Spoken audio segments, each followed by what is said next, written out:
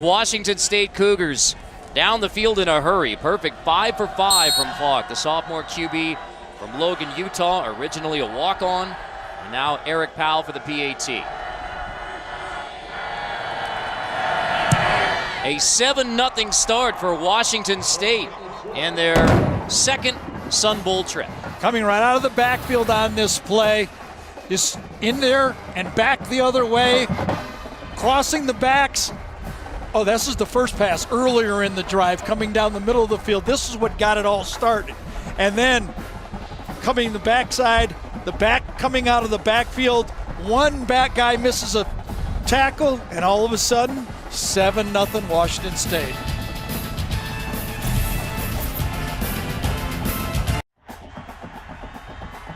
Miami in the Sun Bowl, that means it's going to snow. It's just started, I mean, right before kickoff, it started getting cold and rainy, and now it's snowing. Carter Blackburn, Gary Danielson, Allie LaForce on the field. Vern has taken down the Christmas tree. So, we want to be here. The teams say they want to be here. They say they're motivated and focused and all that. But what do you look for to judge that? Well, it looks like right out from the start that both offenses are going to control the game. I mean, right now Miami's thinking we're going to have to match this, because as good as Washington State is throwing the ball, and with some of the things that has happened to the Miami defense, came in with 2 starters not going to play, and then in warm-ups, they lose maybe Artie Burns to a collision with his own player. Now, he played, but we'll have to keep an eye on that. It's about commitment. I mean, you have to want to play this game, because when you're going against this Mike Leach offense, they're going to dink and dunk all day. You got to be ready to play and finish the game, and today you got to do it. And something you're not looking forward to. It looks a lot like the last time Miami was here, and they did not react well.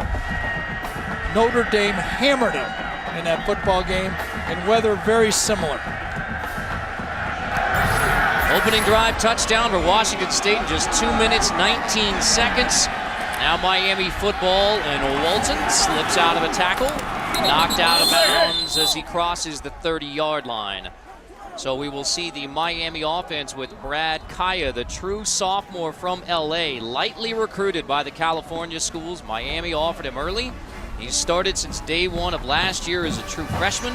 Offensive coordinator James Coley says he is a special individual. Chick-fil-A starting lineup for the Miami offense. The line shuffled. Casey McDermott moves to right tackle for the injured Sonny Adogwu. Pass game, the Canes will try and get it to their 5th-year senior receiver from Melbourne, Florida, Rayshawn Scott. Toss on first down to Joe Yearby. It's not much. Take a look at the Washington State defense. Much improved under first-year coordinator Alex Grinch. Good group up front led by Destiny Bayou, senior defensive tackle from American Samoa, has 3.5 sacks this year. When you put on the tapes, the first thing that jumps out at you, and it did for me, I don't follow Washington State all that much, don't get to see them play except for maybe a little bit of highlights, just how athletic this front 7, the 4 defensive linemen and the linebackers are. They're going to be a handful. It's going to be a real challenge for this Miami offense. By another give to Yearby on 2nd and 10. More room on the right side. Yearby has a first down near the 45. Well, this will be, if they can get the running game off, I mean, 2 teams that do not run the ball statistically all that well. If Yearby can help the quarterback, that's going to be huge. Because we can just see already, as we talked about, the way Washington State moved that football early in the game, I think you got to start thinking, if you're James Coley, the offensive coordinator, or Brad Kaya, this is likely to be a high-scoring game. You got to make every possession count. Kaya, we'll see if that is incomplete or a fumble. It's an incomplete pass, just barely intended for Walton. Well, you go back 5 years, Gary, you talked about that 2010 Sun Bowl. It was a whole lot nastier than it is right now, and Miami didn't respond. It is. It's not bad if you're any football team with the lead. The question is, if it starts to get behind by a touchdown, 2 touchdowns, 17 points, then you look around and your teammates, and you better have strong leadership on that Miami team or Washington State to finish the game.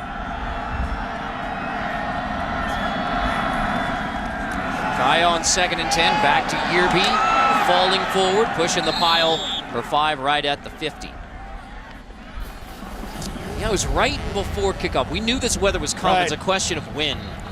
And yesterday was wonderful. This morning was wonderful, and we thought we might kind of dodge this until after the game. But it hit. You know, they canceled the, parachuters they canceled. I don't blame them. Yeah, I don't blame them either. Well, we'll see how Brad handles this. He's from California, played in South Florida. See how he handles throwing in this weather. 3rd and 5, first completion goes for a first down for Miami. It's Braxton Berrios, a sophomore from Raleigh. Well, what a pleasure to watch these two quarterbacks on tape. See them in the slot, little stop read route right there. One of the things that Kaya does as well as any quarterback you'll watch is make decisions. He makes them quick, and he doesn't hesitate. Deep shot, flag down, knocked away, incomplete. Motion on the line. Kaya bobbled the snap, and they take the deep shot. Yeah, a lot went wrong on that play, and Brad did a good job of just getting rid of it and avoiding a sack. Offside. Defense, number 99. 5-yard penalty, replay. Interesting, when we were talking to James Coley, the offensive coordinator from Miami, who was on a 3-year run here with this offense, setting all kind of records.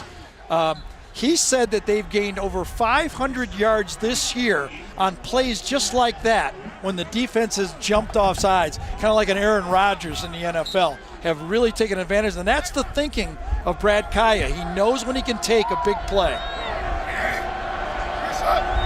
1st and 5, another bobble. Kaya picks it up and delivers another deep shot, incomplete. So that's a couple of bobbles that Kaya's managed to pick up and get downfield, but neither of them complete. Well, Nick Linder, number 68, delivers it perfectly. Had it, I wondered if it was knocked out of his hand that time by Yerby. He was very close. Yerby was crossing to pick up the blitzer, and he might have knocked it out of Brad's hand. It's one of the advantages of the shotgun is you can put it back to one side and have them block on the other side. Sometimes if you don't stomach that ball right away, you get it knocked out.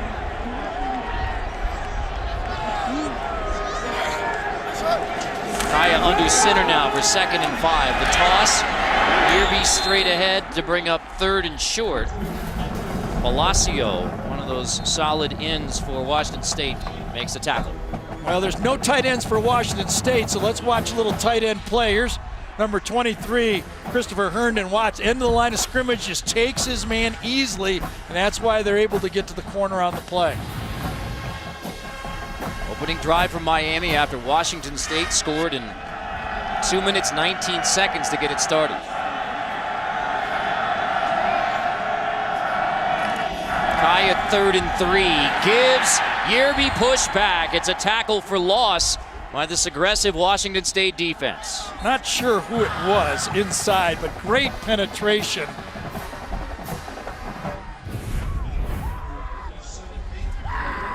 Inside the middle, penetration inside right off the nose tackle.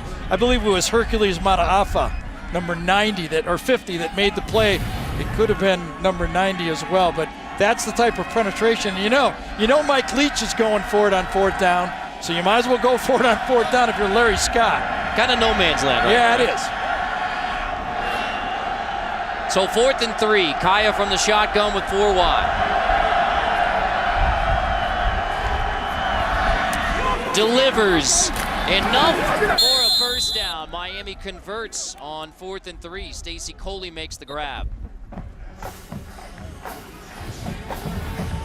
Decisions. He sees it right here. Look at this big hole on the slot receiver. He knows where the ball's going before the ball is snapped. It's really a pleasure to watch a quarterback manage a football game. Again, with Brett Kaya, think about going to the University of Miami. There's a few guys that have been do it. Start as a true freshman and be basically the captain of this game as a true sophomore. On the right side, that's Yerby falling forward. Let's check in with Allie LaForce.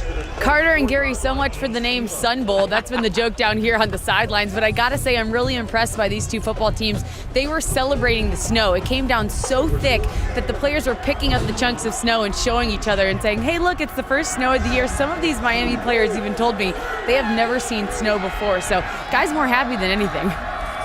11th play here, Alley. Completion, another first down inside the 10, down to the 6-yard line. That's Christopher Herndon, the sophomore tight end. This is one of those RPOs of modern football. Brad has the option of either running it or seeing the slot receiver. The offensive line is running a run play. He's deciding to pitch it out to the slot, gets a completion, and keeps that defense off balance. And what he's also doing is keeping that Washington State offense off the field with this drive for him. Today's Red Zone brought to you by Verizon. You see the touchdown percentage for Miami, not good, just 50%. So into the red zone, and you talked about it, a big difference for the Miami offense, field goals in the red zone versus the touchdown. Yeah, but plays right here, plays and clock. I think if I was Miami, if I knew I was going to score, I'd rather score in 6 or 7 minutes with a 10 to 12 play drive than in 2 to 3 minutes with a 5 and 6 play drive. Just helps your defense. They're not scoring when they're over there on the sideline. So basically trying to play keep away from that air raid offense. And as we talked about, the Miami defense is short on personnel. 2nd and goal. Kaya under center. Yearby takes it again. Stood up. 3rd and goal. Miami on the opening drive for the Canes. I think that was Destiny Vial right there, number 97. This guy is going to be playing NFL football. Turn on a tape and watch the number of times he's blocked, number 97, in this football game. Vial is a force. Hard to be a force in modern football because of all the quick passing. But when he has a chance, he makes plays. Recruited by Alabama, stuck with his commitment to Washington State. 3rd and goal, Kaya, another bobble. Shot to the end zone, incomplete, flag down. Pass intended again for Herndon. Pass intended for Christopher Herndon, incomplete.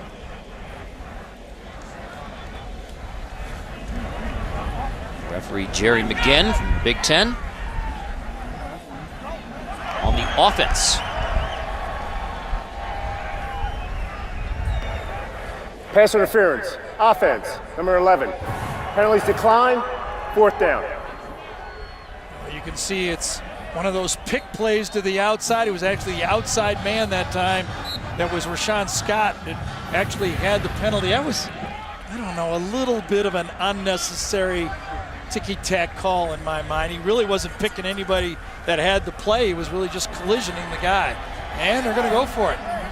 I think this is all predicated on the way Washington State scored easily.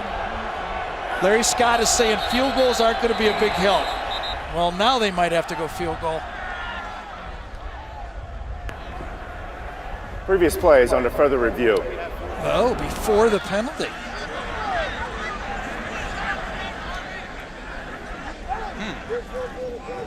I don't know what they'd be reviewing. We'll try to get a clarification on what exactly they're going to review. Question of whether the down is correct. Penalty decline, incomplete pass. On that last penalty, so clarifying to make sure this is 4th down. I think they ran twice, and that was an incomplete pass. I think it's 4th down. There's nothing on the play they're reviewing, just making sure they got the down right. Here's the call. Yes. The ruling on the field is confirmed. 4th down. All right. Well, that old Missouri-Colorado team would have liked to. Yeah. One side of it would have liked to have had review on that. It's Larry Scott, interim head coach. Of course, my old high school coach, Phil McCartney, likes it to stand the way it is. I didn't know that. So 4th and goal, the offense still out there for Miami. Miami caught, I thought, a little break because I thought there was movement up front, or maybe, I think it was Alex Gall, number 67, who was just reacting to the whistle. Already 1 4th down conversion on the drive from Miami. Kaya delivers, touchdown, Canes. 2nd 4th down conversion of the drive, and Miami has an opening drive touchdown. Well, I mean, if you're going to play off Stacy Coley, number 3, the best receiver for Miami, Brad Kaya knows he's going there before the snap again. way too easy. They're not going to get beat on that type of play. Taylor Taliulu says, I'm going to back off at the goal line. That's just a bad mental play for Washington State. A 15-play opening drive for Miami. So just as scripted, Washington State scores in a hurry. Miami takes their time, but a pair of opening drive touchdowns. Brad Kaya delivers with the rain and the snow falling in the Sun Bowl. Solid starts. Yeah, you're almost splitting hairs to say how they played differently. It might be Luke Falk could play at Miami and Kaya could play at Washington State. But in the systems they're both operating it perfectly. They both are making a lot of decisions.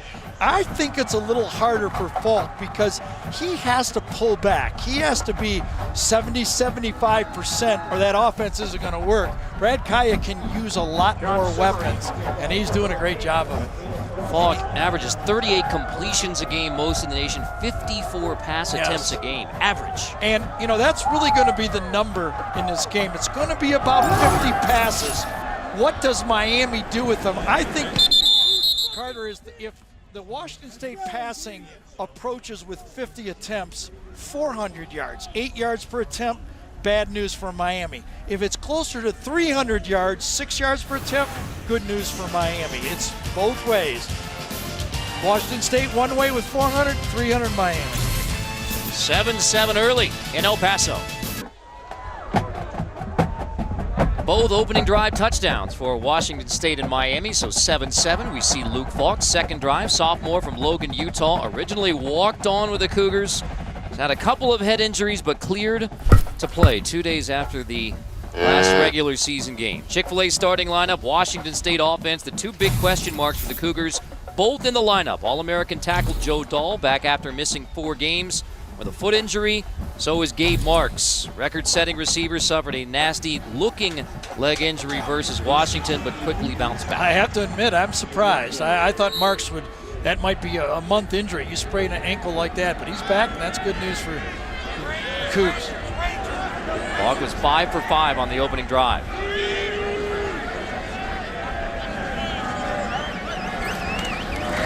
Hands off to Jamal Morrow.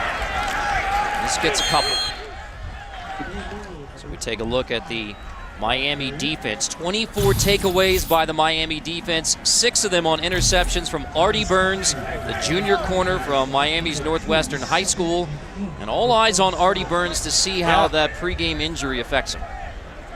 They haven't even gone his way yet, so we really don't know. But one thing that has popped up, Carter, it's been slipperier for the defensive backs. They're struggling out there. First screen is incomplete. Intended for Williams. This is Burns in pregame. Yeah, he and Dallas Crawford are out there warming up, and watch this.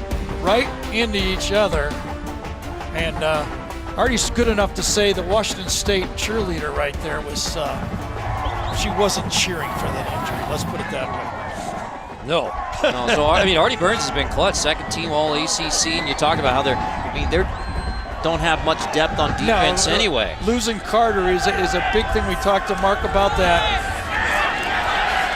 Third down, Falk bothered, but he completes anyway for a first down in traffic to River Craycraft, coming back from injury himself. This is what Luke Falk does so well. He stays in the pocket even when he feels pressure. He uses his height and then delivers the ball off balance that time to the crossing receiver, Craycraft, on that one. That is the tough part. It's hard to get him off the mark. Falk's 6 of 7 now. Make it 7 for 8. That's Robert Lewis. We talked about the other two Miami players who are not here. Jamal Carter, violation of team rules, was sent home. And then Cortell Jenkins, who starts on the line at tackle, ruled academically ineligible. I don't know which is more important. Cortell Jenkins would have played about 30 snaps in this game. And when you turned on the Washington game against Washington State, it was penetration inside that gave State problems. Falk almost intercepted at midfield, intended for Harrington, and Jawan Young nearly got the pick.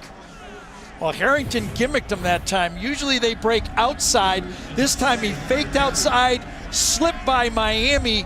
Pass was behind him, and a couple of Hurricanes had opportunities to make one of those stops. That's the key here against this team. You're going to get 2-3 opportunities to stop a drive. Can you get them off mark?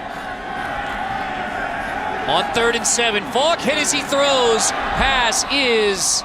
Oh, I thought it skipped. Yeah, incomplete. That's finally the ruling, incomplete. It was intended for Priester. Muhammad applies the pressure. Luke Falk's did an excellent job with his eyes. He blinked to the side to take the coverage away, but yes, that ball went through the arms, right through Priester's arms, right off the turf. So a stop is so valuable against this offense. You can turn the tables if you're Miami and put pressure on the Washington State offense by another long drive here, then they get the advantage. The first defensive stop of the day brings on the punter Zach Sharmy for Washington State, freshman from Boise. Braxton Berrios back to return. Boy, that was a slow delivery right there. Let's see if Miami doesn't notice that later. There's a flag down. Berrios brought down at the 27. We'll check the flag.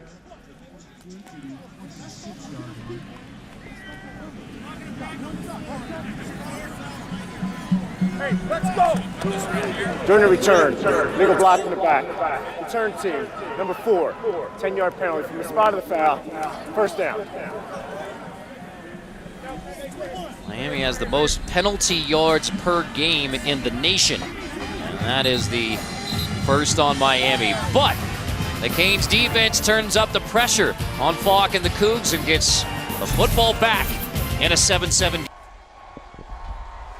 7-7, Miami and Washington State here in snowy El Paso. When we talked about the head injuries of the sophomore quarterback Luke Falk in both the UCLA game at the Rose Bowl and then in the Colorado game, suffering head injuries. So he sat out the Apple Cup versus Washington, cleared 2 days later. But when he goes down like he did on that last hit. Well, if we watch it, it's very similar to the one that he had against Colorado. And watch him blink as he gets up. Now, we have observers around. Washington State has observers. You know, those head injuries are such a dangerous thing, and for such a guy with such a bright future, you just wonder on this turf how it's going to end up. Big hit by Muhammad on that one. Washington State under Mike Leach, they don't talk about injuries at all, but I mean, it's head injuries obviously there. Brad Kaya also had to miss a game this year because of concussion. Kaya hit as he throws downfield, complete inside the 50. Kaya delivers to Stacy Coley as he's popped. Well, you can see the open field, not much disguise. Look at the open field. Kaya knows before he makes the fake where that football is going. If you're going to play defense against a heady quarterback like Brad, who takes a hit himself on that one by Bio, number 97 again, you have to put some confusion in that quarterback's head or he'll eat you up. 36-yard completion, back on the ground. Yearby can't turn the corner, maybe only gets a yard. Equale, nose tackle on the stop. Can Alex Grinch, as defensive coordinator for Washington State, put more doubt in Brad Kaya's head before? There's Alex in the middle there without the hat on. Defensive coordinator. We came from Missouri a couple years. First year defensive coordinator, done a good job statistically, but I think in this game with this level of quarterback play, he's going to have to give him some doubt. Blitz complete to the outside, slipping away for extra yardage. That's David Njoku, the redshirt freshman tight end that you love. Ridiculous athlete. Njoku, 6'4", 245. Tremendous athlete. Watch this ability. Look at that. Puts his hand down, spins away from the tackle, and gets the extra yards. A mismatch, and he is going to be a freak, Carter, as he moves forward in this offense.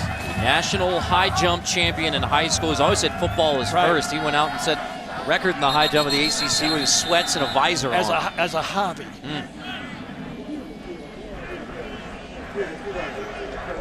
And we may have a review. So, I mean, this is the high jump. He is Parents are from Nigeria, grew up in New Jersey, redshirt freshman, and he's coming on, and not just a pass catching tight end. He's a pretty good blocker, isn't he? You know, that's one of those things of recruiting a guy like that. When you have a tight end, you can high jump like that, just give him a scholarship. You don't even have to watch any more tape. Give the guy a scholarship. Checking to see if Njoku was down. The elbow was I did not down. see it. He was blocked that time to see if his elbow. Shalom Luani, let's see if we can see it from this. It might have been. It might have been his right elbow was down. The rulebook says when any part of the ball carrier's body except his hand or foot touches the ground. Can't tell from that look. It's not conclusive from that look. And so I thought that one look we had, I think it's this one you can tell. Yeah, I think it's down. I think they're going to bring that back. It's still athletic play, but I think that one's going to come back.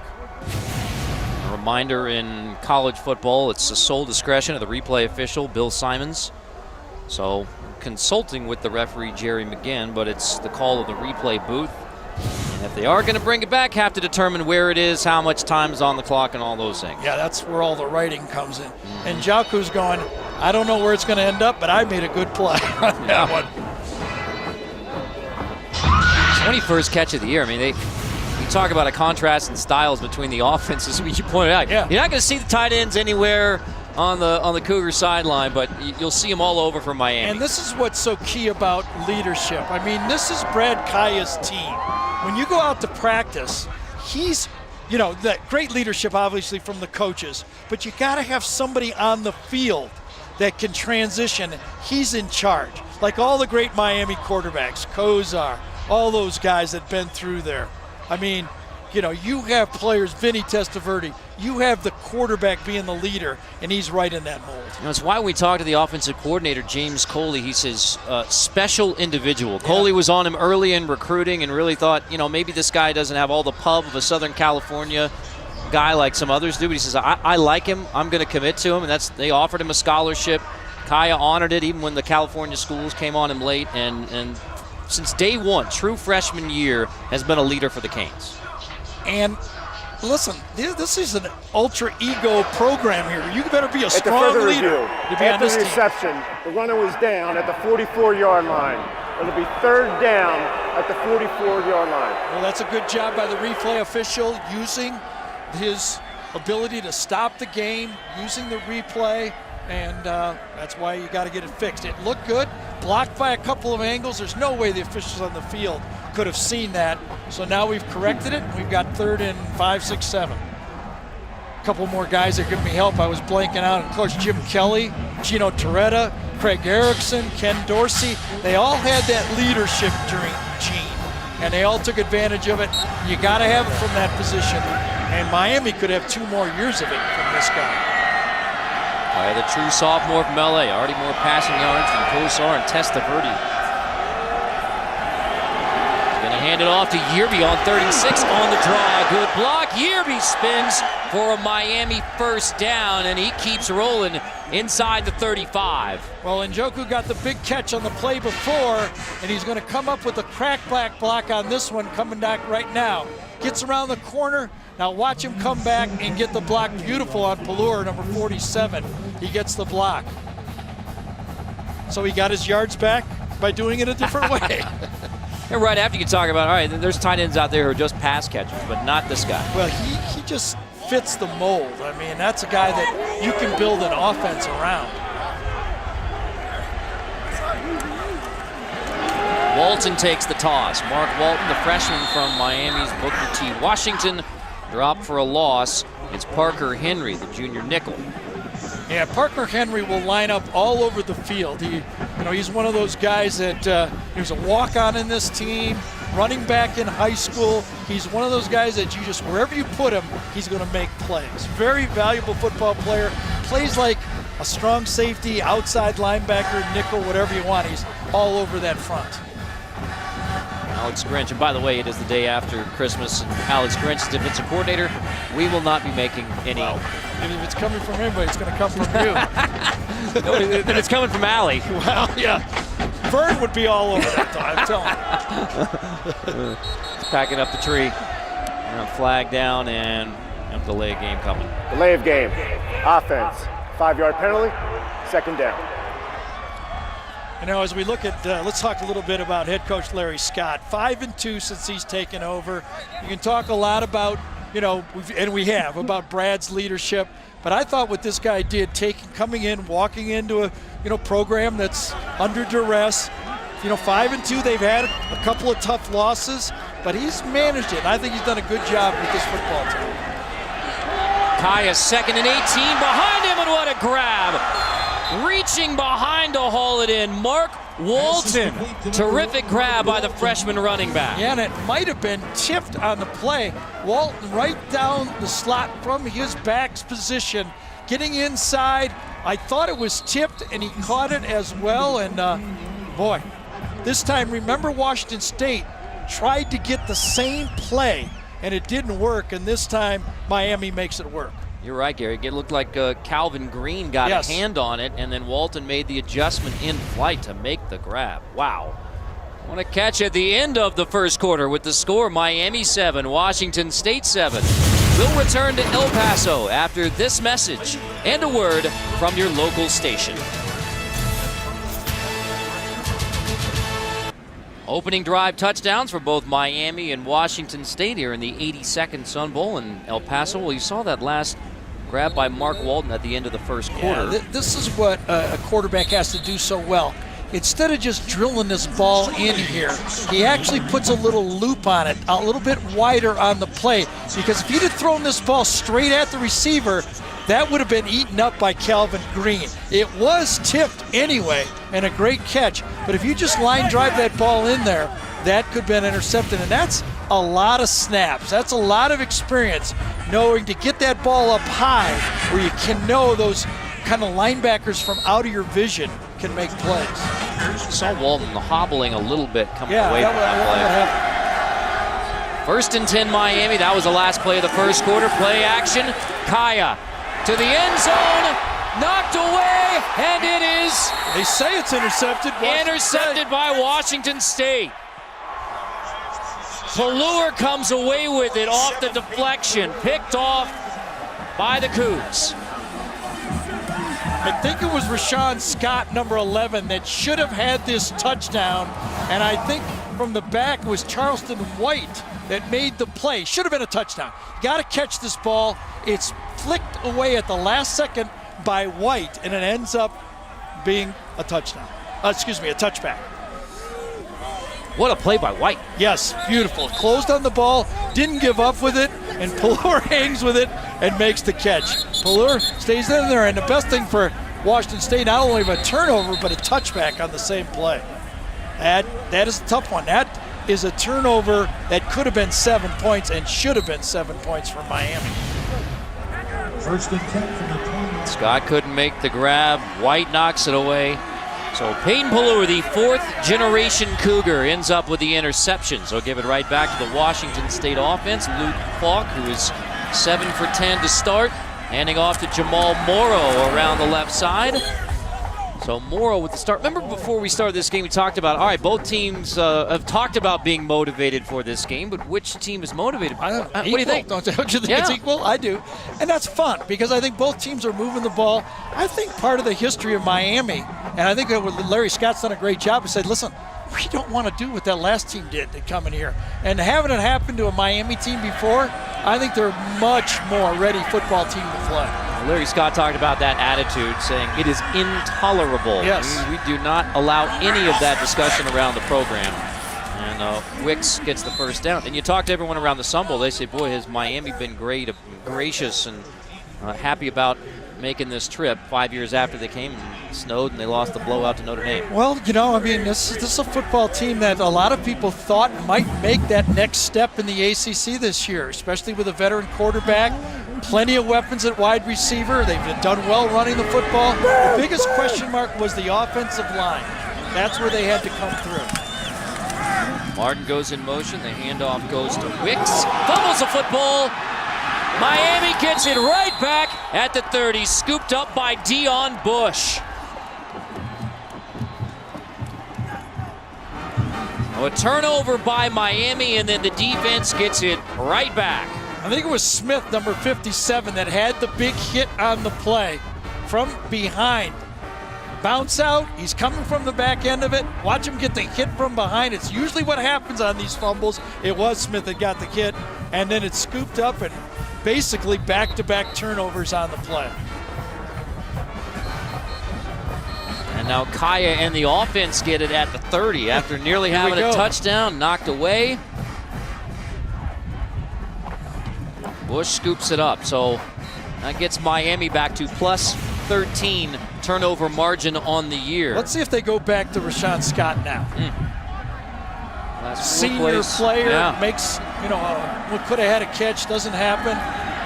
But it's a handoff, and it's Walton, and not much there with Ivan McClennan on the stop.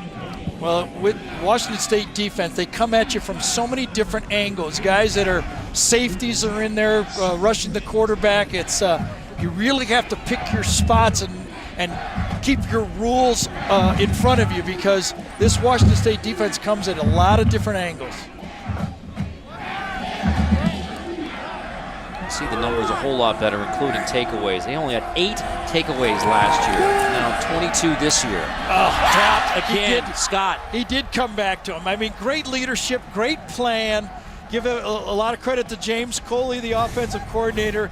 You want Rashawn Scott later in the game, so a guy who could have made a big play, you come back to him, and nothing happens.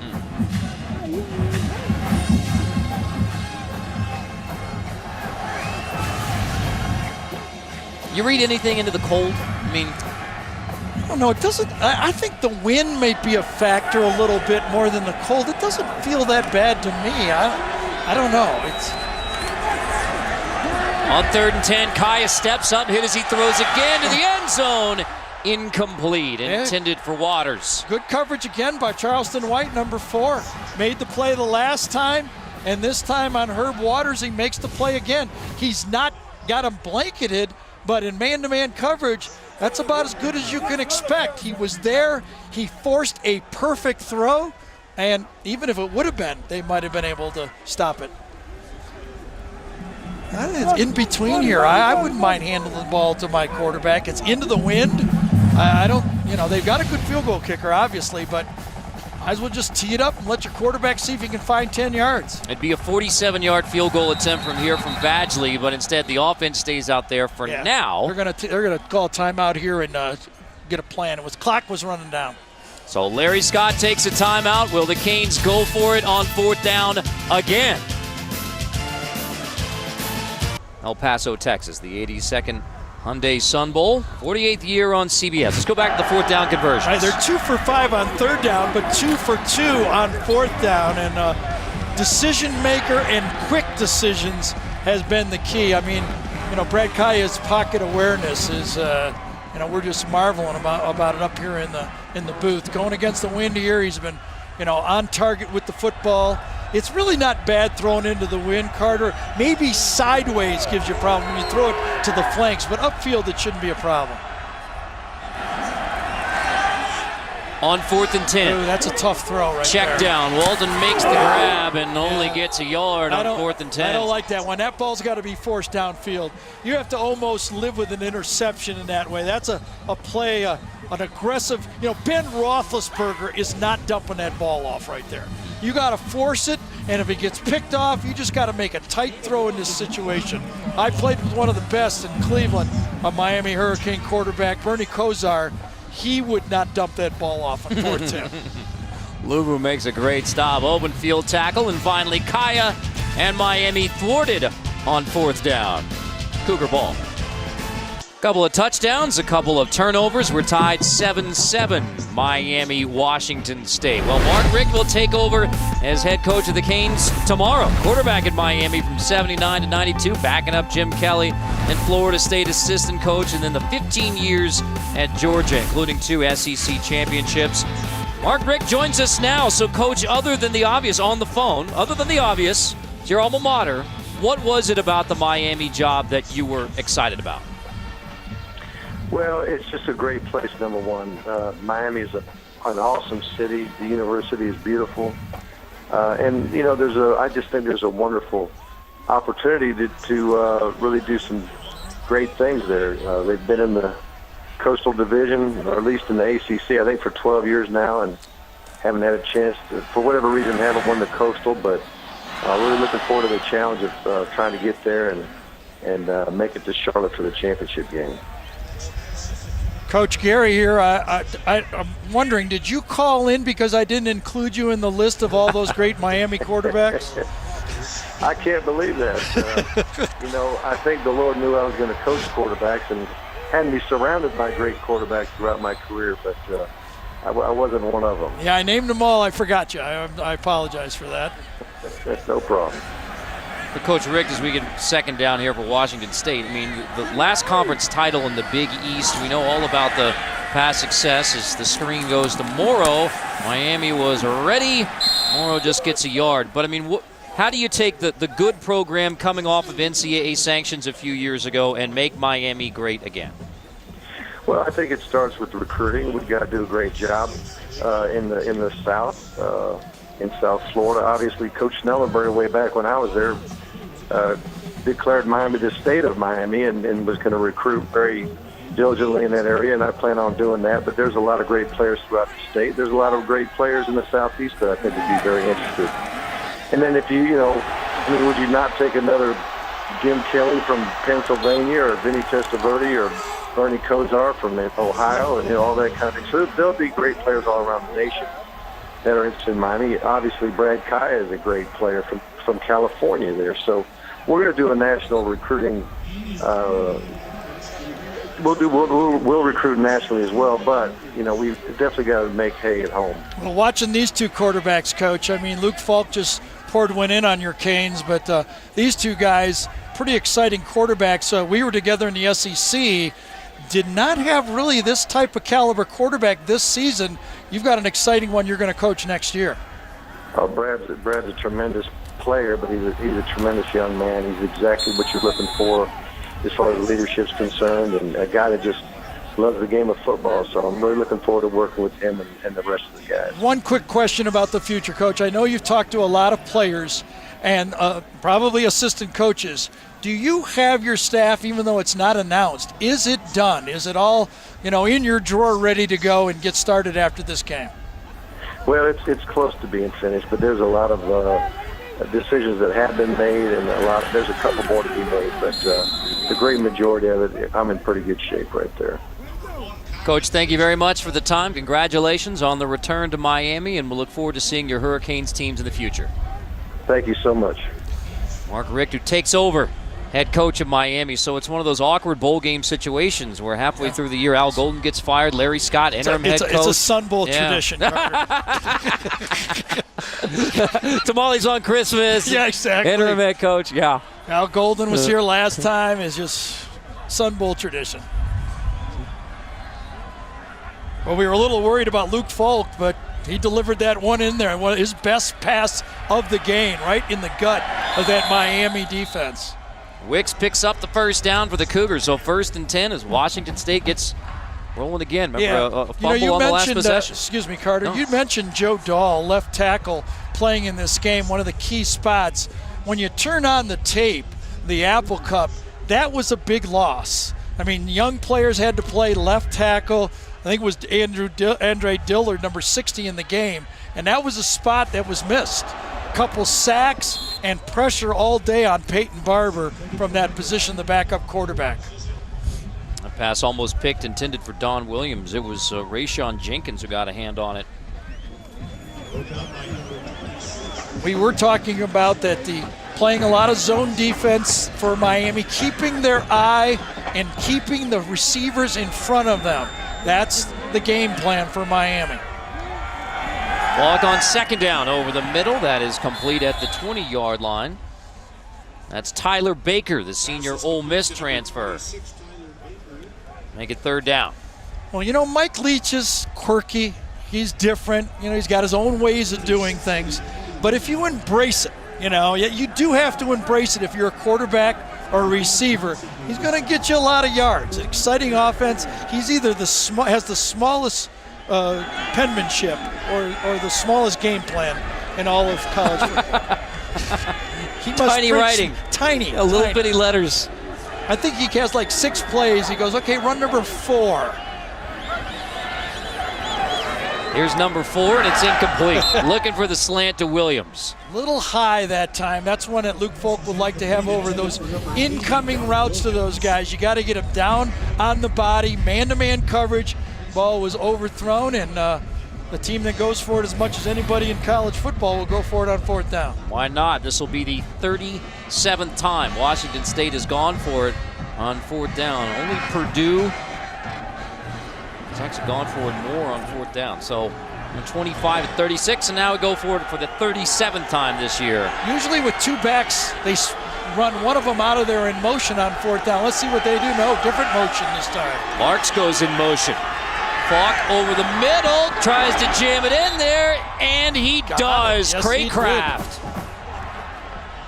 Well, Ryan Craycraft had the winning touchdown against Rutgers early in the year. Maybe the biggest play for this Washington State team all year. Remember, they started the season losing to Portland State. They needed that Rutgers game. Good coverage, a better throw, and Cornelder was there, but, you know, sometimes a perfect throw beats a really good defense. They've come from behind time and time again this year, like the famous 65 team for the Cougars. Drama all year long.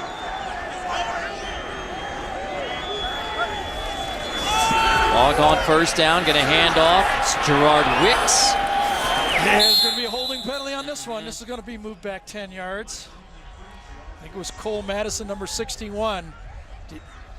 I think the official was going to let him get away with it right until the end. Holding. Offense. Number 61. 10-yard penalty. 1st down.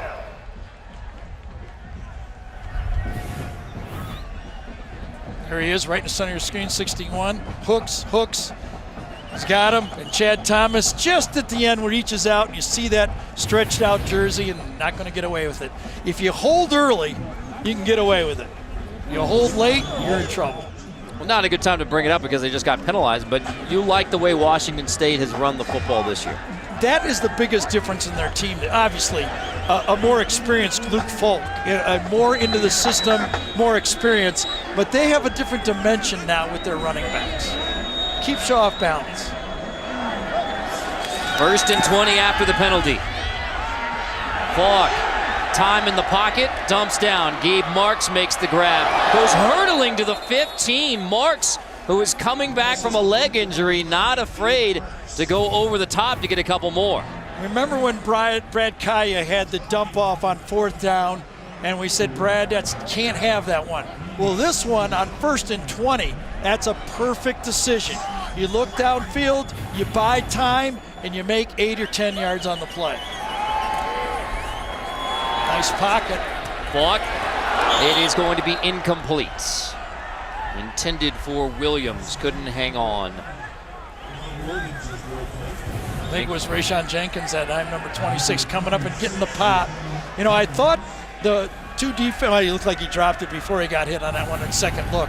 I thought the defensive backs, Carter, were really struggling with the field early, but it looks to me now that they've really adjusted and gotten used to it.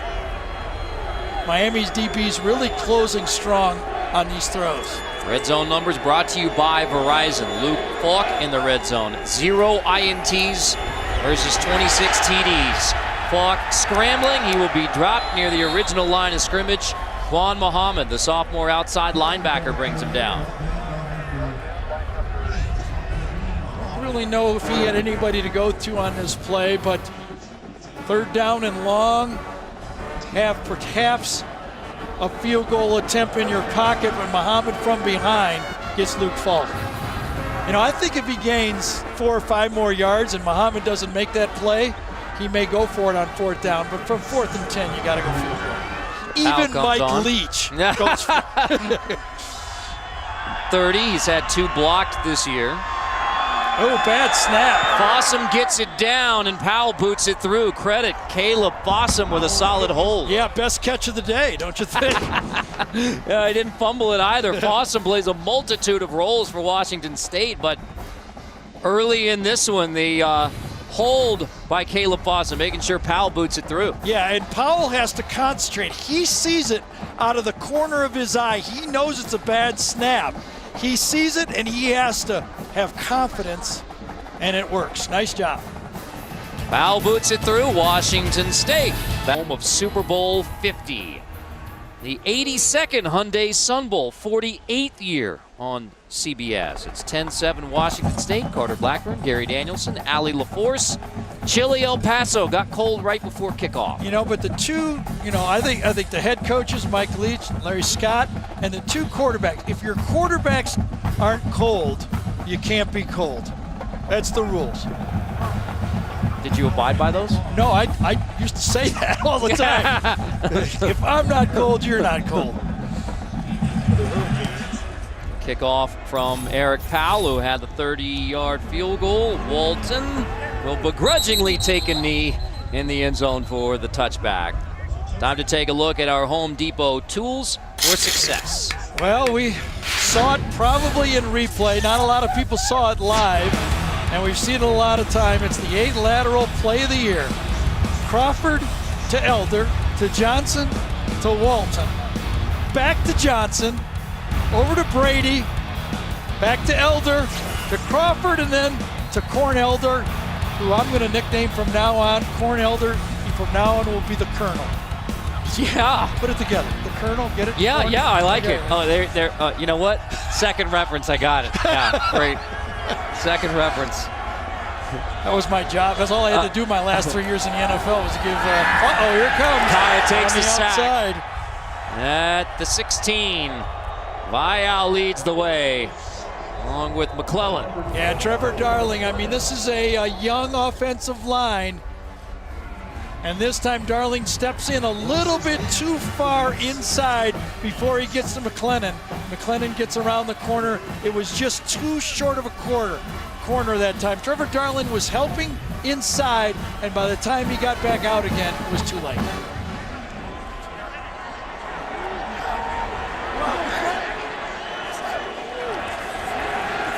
Kaya long drop, screen on second down. Fling it to the outside to Walton. Tries to reverse field. Maybe looking for Corn Elder. Gets a block on the outside. Walton shakes his way across the 45-yard line. Mark Walton takes the screen, reverses field, and takes it himself for 30 yards. Sometimes, Carter, their X's are better than your O's.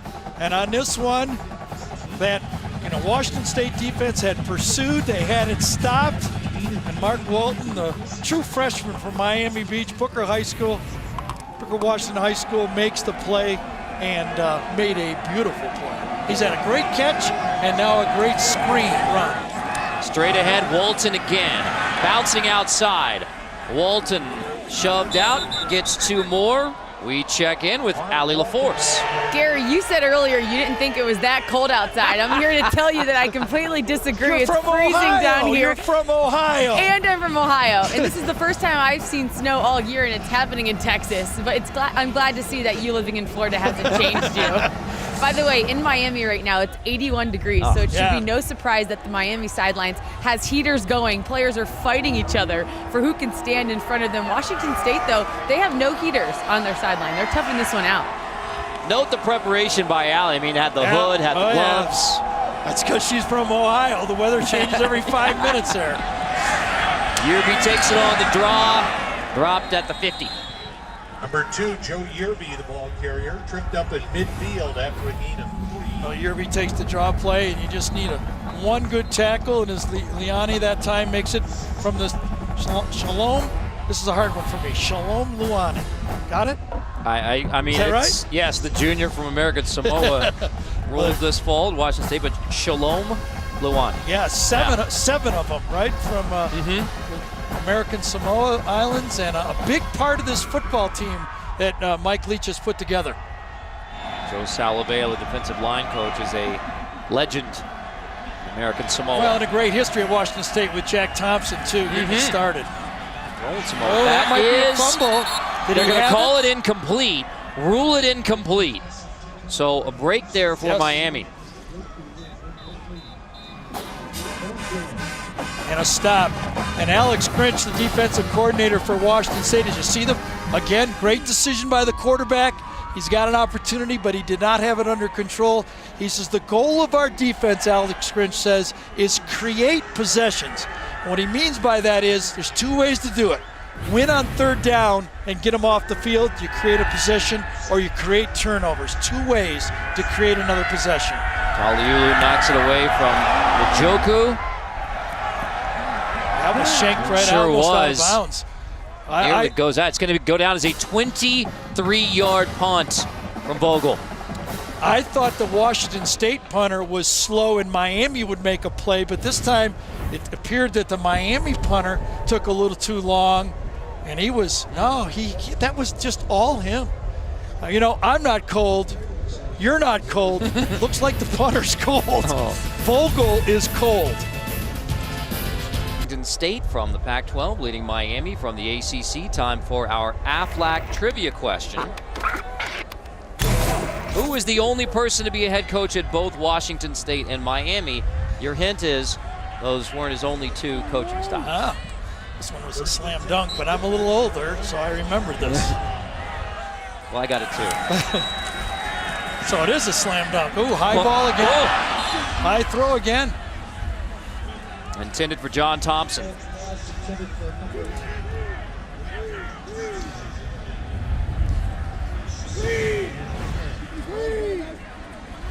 That ball just slipped out of his hand. He had it easy completion that time, and Luke Falk is not handling this weather as well as I am. He's more on Allie's side than on my side of this.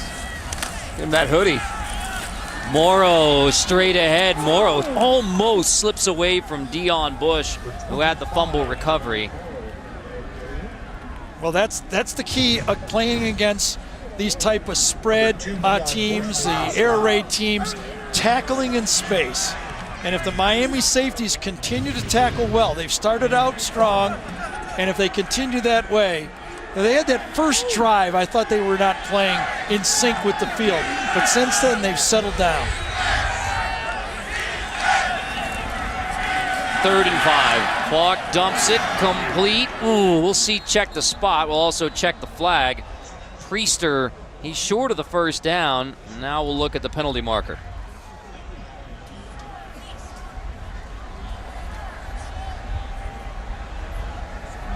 Falk started 5 for 5, 10 for 18 cents. Personal foul, roughing the passer. Defense, number 8, hand to the face. 15-yard penalty, be added on to the end of the run. Automatic, first down. Well, Muhammad had the earlier hit when he threw Luke Falk down. Remember, his head hit the back of the turf. This time, he got there a little late on this one. A lot of frustration going against these teams that get rid of the ball quickly. And yes, hand right to the face mask, and this one was called properly. Bailing out Washington State. First down across the 50 again with 2:47. In other words, plenty of time for Washington State. Morrow takes the handoff again, brought down immediately. Obviously, when you're Mike Leach in the air raid, I mean, you go back, Kentucky offensive coordinator, Oklahoma offensive coordinator in the 10 years at Texas Tech. Well, I mean, there's just a lot of opportunities. You're throwing the ball roughly 50 times a game. He's got a system. He demands, it's almost the opposite of a triple option, Navy attack. You have a process, you make your reads, 1, 2, 3, and you do it his way, and you have success. Most interesting about Graham Harrell there, nice coverage by the Miami defense. That time was Artie Burns. We were a little worried about that ankle, but it did not bother him on that one. We had Graham Harrell in the Gator Bowl, and it was the 2008 Gator Bowl 2007 season. But that setup, as you look at Graham is right there. He's helping with the slots, I believe. Is that what the position he's outside receivers? They went from that game to maybe Texas Tech's best year the next year when they were 11-1, had the 3-way tie. Falk incomplete again. Here comes a flag. Penalty coming. Looks like it's on Tracy Howard in coverage on Marks. Boy, Harold's going to go to North Texas, by the way. I don't know. I think coordinator. it's the other side of the field, Carter. Flag on the field. I think it wasn't on the throw. I think it was on the other side of the field. I think Artie Burns got it away with one the play before, but he didn't. I don't know if it happened this Holding. one. Defense. Yes. Number 1. Yep. 10-yard penalty from the previous line of scrimmage. First down. Yeah, there was a lot of questions to play before whether he did it, and I think on this one, it was just a little too obvious. Burns grabs and holds on. That's just ridiculous. You're going to get called every time. Burns, who was the question mark, banged up in warm-ups. Larry Scott said it was a foot injury. If Odell Beckham Jr. was there, that would have been a major fight right there. Thank goodness it's not. It's all good.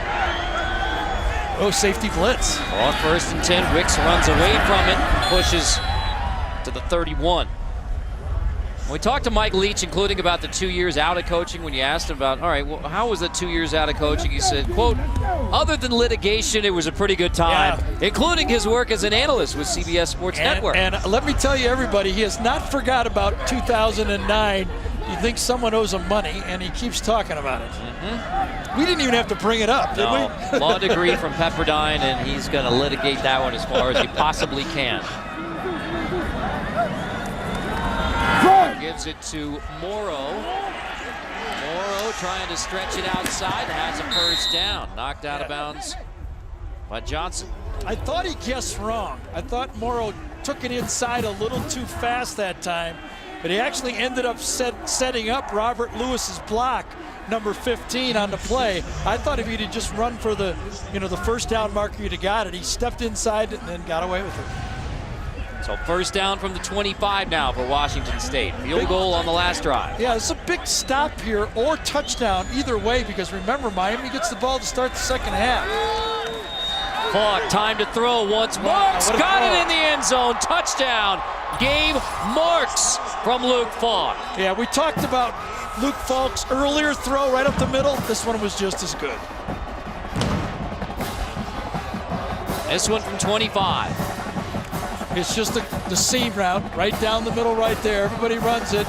He looks at the safety, gets him to the middle of the thing, 4 vertical, and bang. What a nice throw. Classic air raid, right? Yep. 4 vertical. Yep. You just keep running it over and over again. And after a while, Carter, you get so good at knowing what the defense is going to do and what they can do. You just gain confidence. And that was a wonderful throw. No defense for that one. Foul on for the PAT. Washington State 17-7. The journey continues for Gabe Marks. The touchdown grab from Luke Falk. The sophomore walked on at Washington State. Big numbers, big credentials, and a solid touchdown strike to Gabe Marks. 17-7. Guy who took a year off, redshirted, and came back, and he has had a great junior season. Bounce back year, and I'm surprised, as I said before, he's even playing.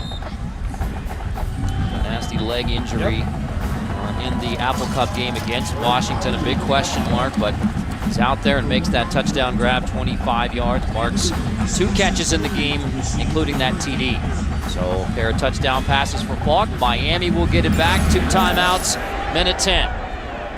Walton bobbles it near the goal line. It's going to trickle in. Walton. That's fine. Yep. Momentum of the ball sent it in there. He's okay. Good, sharp play by Walton. It's a touchback, get it to the 25. Momentum of the play, ball goes in there. A lot of guys panic on this play and try to run it out. But for a true freshman football player, he handled this one really well. It's not the catch, but the decision. Stacy Coley was there to advise him. So we asked you earlier our Aflac trivia question. He's the only person to coach both of these programs, Washington State and Miami. Dennis Erickson. So there was your hint that not the only stops of his coaching career were Washington State and Miami. Kaya complete to the outside. Herb Waters makes the catch. Clock rolling under a minute. 2 timeouts. Now remember, now it is into the wind. So you're going to have to get this ball driven down a little farther than maybe normal for a field goal try. Kaya 1 interception. It was in the end zone, off the receiver's hands. That one is incomplete. Kaya just gets it away, intended for Scott. Yeah, Ivan McLennan that time came around the corner again. pressure from the backside. And watch it, just as he lets it go, he's lucky he got rid of it. And Taliulu, who we heard wishing his Hawaiians Mele Kaliki Maka, knocks it away. Bring up third down already.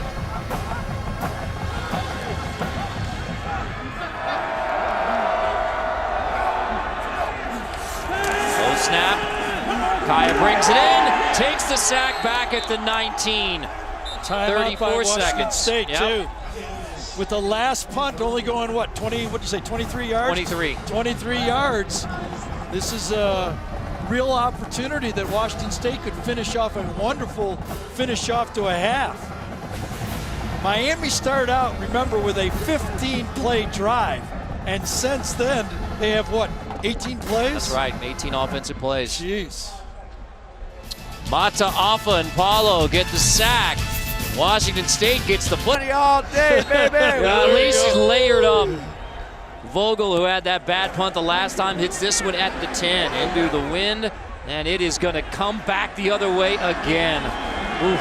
I mean, into the stiff breeze. It was. That's one of those times where you might need a rugby-type kick. Drive it forward. So Vogel's having a tough day in the punt game. The junior from Tampa spent his freshman year at Florida. That one, 27. This will be interesting now. If you're a quarterback, you love this situation. 2 timeouts. You can throw the ball anywhere on the field. Opportunity for a field goal is always there, but you want to stick one down there and get a throw for the end zone. Washington State has the win at the Cougars' backs. Luke Falk, the sophomore from Logan, Utah. Couple holding penalties out here. You go after Burns. Falk, deep shot, first play. Burns almost had it picked. They tried him out, and he nearly got the INT. They had him, too. There was a little bit of a late throw. Artie Burns makes the correction on the play, but if that would have been thrown on time, they had one. A little bit of a gimmick play. You run kind of a stack, throw the ball as far as you can, and you have a touchdown. Underthrown ball, and it ends up being almost, and could have been, an interception. Nearly the 7th pick of the year for Burns. Falk, second down to Marks. Spinning on the outside. Marks out of bounds. He has the first down. Clock stops temporarily with 10 seconds. Here's what a veteran receiver can do. Watch as Marks catches the ball. Miami's going to give up yardage here. Watch Marks catch the ball, look in, and go out. Watch him deke in with his head and turn out to the outside. Knows exactly what he's going to do when that ball's on the way. Oh, personal foul on top of it, too. That's exactly right. So that was after the play was over. Personal foul against Miami. March it off all the way to the 16. Penalties continue to plague the Canes. I was too busy talking there to see what happened. Did you see what happened? I was thinking the same thing. You were too busy listening? Yeah, that's right. Yeah. Following your replay. 1st and 10 from the 16. 10 seconds. Falk zips it incomplete. Intended for Marks again, and here come the flags. Targeting, and remember, this Miami team is already short on defensive backs going into the game.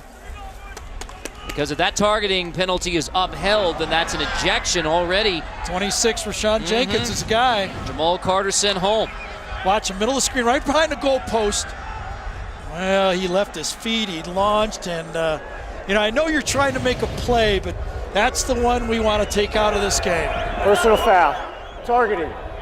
Defense. Number 26. The play's under further review. Let's see if he actually made contact on the play.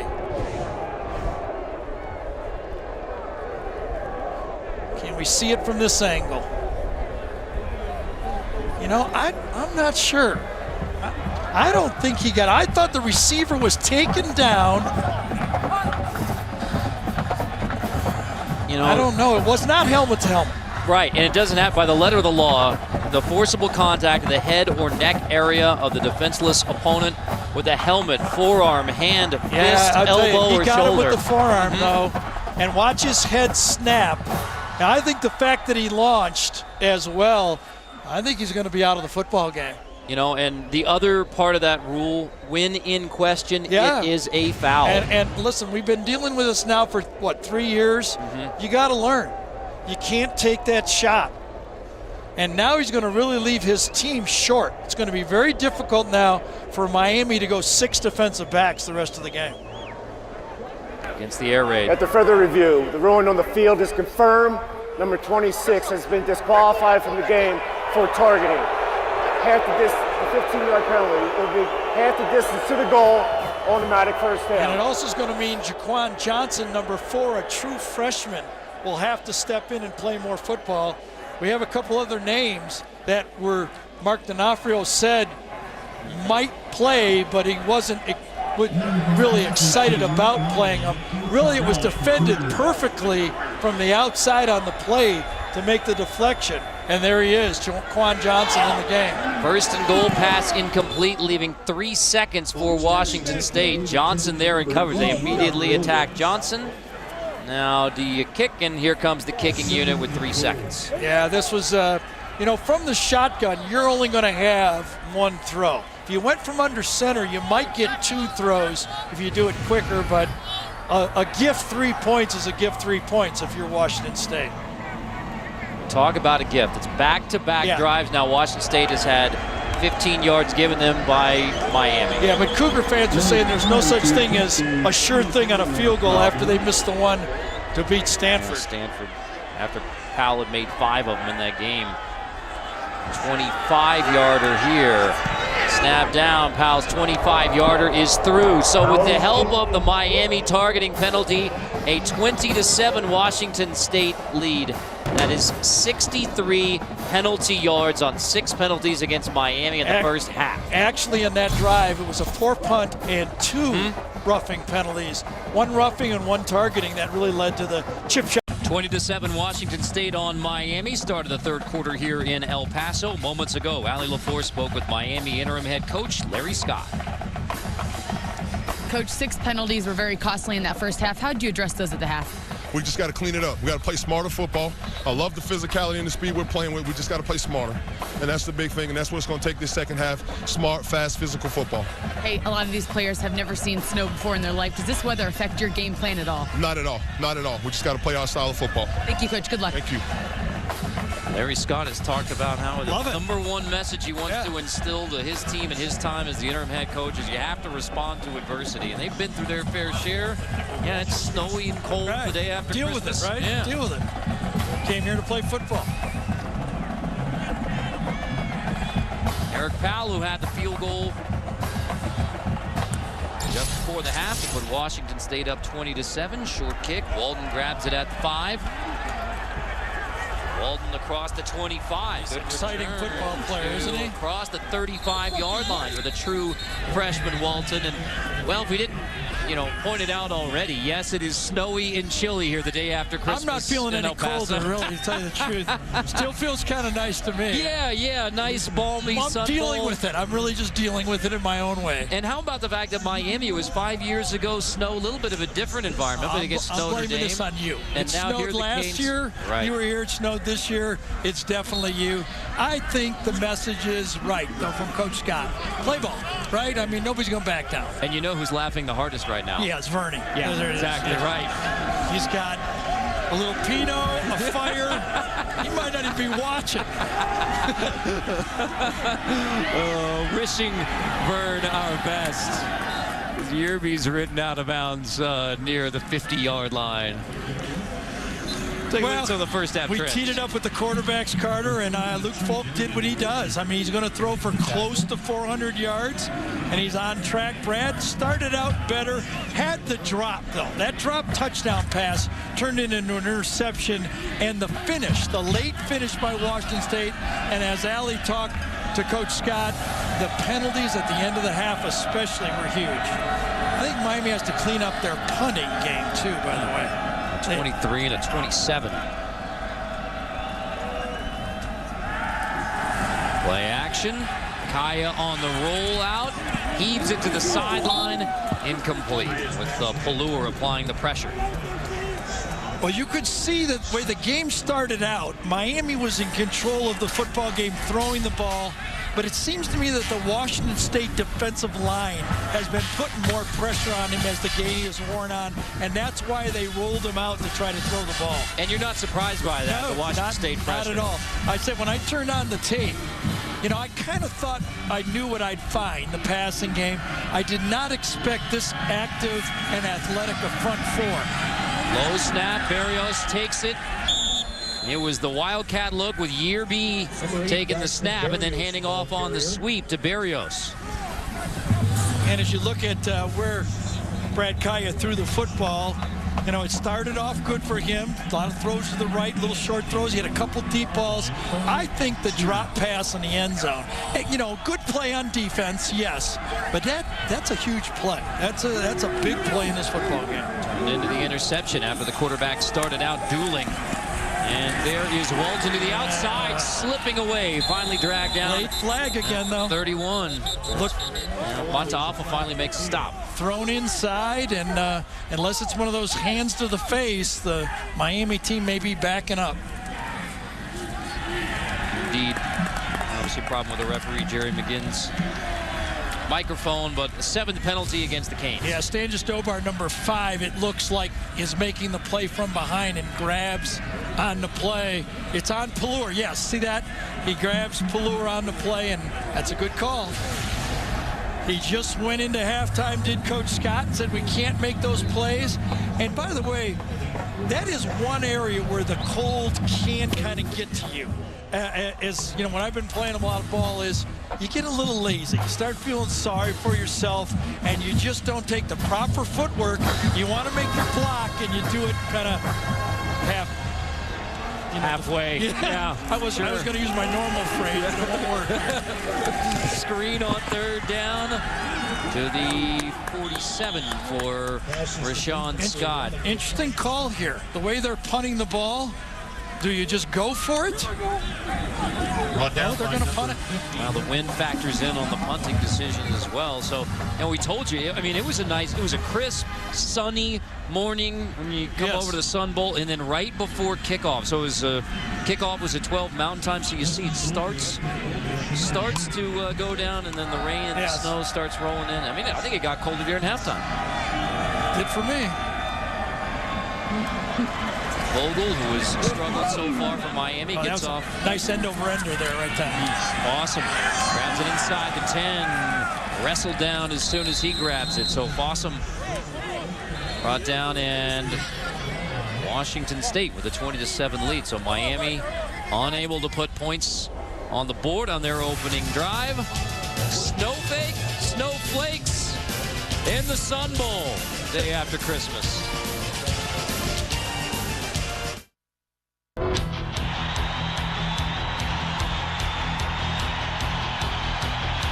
Turns the corner, takes it inside the 10. Touchdown, Washington State. Kaya delivers, touchdown, Canes. Falk, time to throw once more. Got it in the end zone, touchdown. 20-7 now, Washington State on Miami in the 82nd Sun Bowl. Tonight, Carter Blackburn, Gary Danielson, Allie LaForce back from El Paso. 1st and 10. Falk delivers to Wicks. It's a very odd game. You don't see this very often. Teams that are ranked near the bottom of the country. Miami, 119 yards a game. Washington State combined less than 200. 33 teams. And by the way, Carter, I gave you this quiz. I'm not going to give it good to everybody else. 3 out of the 4 teams in the championship playoffs as a team each rushed for over 200. Which team doesn't? It's an interesting one. I know the answer only because you gave it to me, because Wicks has dropped there. Yeah. Which team does not run for 200 yards a game? That's it's the traditional running football league. Michigan State does not run for 200 yards a game. The other 3 do. Really hard, I think, in modern football to not run for 150 yards as a team and really have a winning record. That's what's odd about these 2 teams right here. Washington State first passing offense in college football, last rushing. That's per game. So to the air in the air raid, Dom Williams hauls it in around Howard. Yeah, usually that we would look out there and wonder when are they going to go to this deep matchup, and finally gets it the deep ball down the sideline. Fault to Williams, perfectly thrown.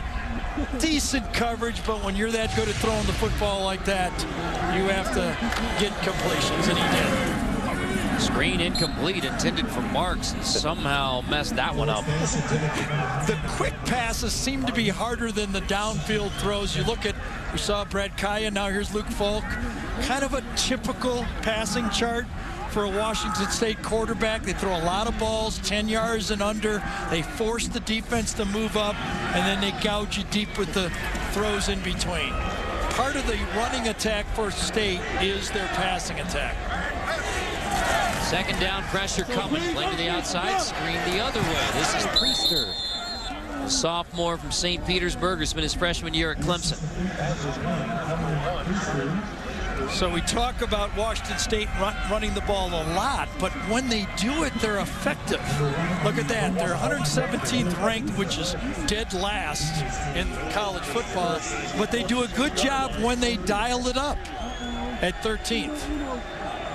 And you think that's such the difference between a losing team last year winning this year? And 4 come from behind wins helps too, by the way. Slant caught. Lewis hauls it in. First down, Cougars. You have a quarterback that produces 3 last-second wins, also makes up for that stat differential. You know, here it is again. He has time to load it up and throw it accurately. He does a good job of it. When he tries those quick throws, it appears that the weather is bothering him. First and 10, pressure, they sack him back at the 49. It's Tyreek McCord coming on the blitz.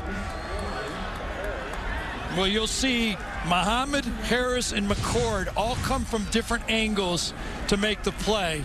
I think he's right there. Yes, he steps inside. He's lined up as an outside linebacker, but he comes in and forces a tough block inside right through, as Carter told you, Gerard Wicks. For the senior from Tampa's Jefferson High School. Loss of 10, 2nd and 20. Falk dancing at the 45. Completes it to the outside for Williams. Wrestled down near the 40. Burns and Jawan Young. Here's the tough thing if you're Mark D'Onofrio, the defensive coordinator for Miami right now. With where the ball is and down in distance, you almost have to call your defense assuming they're going to go for it on 4th down. So you're not trying to stop them on 3rd down. If you give them any more than 2 or 3 yards, they're going to go for it on you. Talked to D'Onofrio about the challenges, the unique challenges of a Mike Leach offense, not one of them. I covered Mark when he played linebacker at Penn State. Fifth-season defensive coordinator for the Canes. Those coaches not sure what the future holds. Ball pressured again. Incomplete, but he got rid of the football intended for Priester. Chad Thomas gets on Luke Falk. And this is exactly what Mark D'Onofrio told us is what is so key about going up as a pass rusher is, he said, never pull the plug on the pass rush. If you're stopped and you're stymied, don't stand there and start sticking your arms up and trying to knock down a pass. Continue to rush because Luke Falk will hold the ball and you have to make things uncomfortable for him in the pocket. And no surprise, Falk and the offense out there for 4th and 9 from the 40.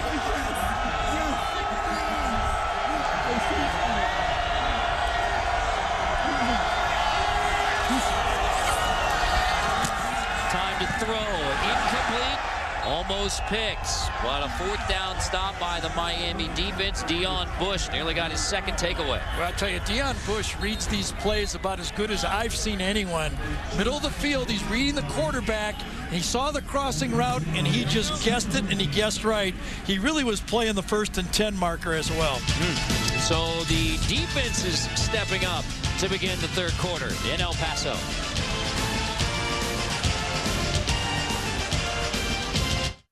My name is Brad Kaya, University of Miami. My favorite holiday tradition is when I was younger, my dad and my uncle, they'd take bricks and logs and throw them on the roof and, scream ho, ho, ho, and made me think that Santa Claus was was delivering presents. And I'd wake up the next morning, check the front door, and there'd be a pile of gifts there.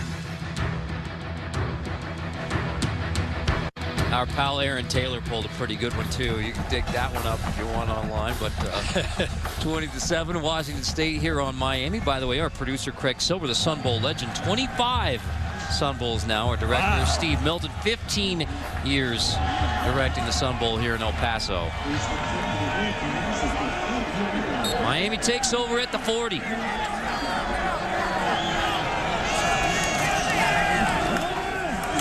And off to Walton, not much there.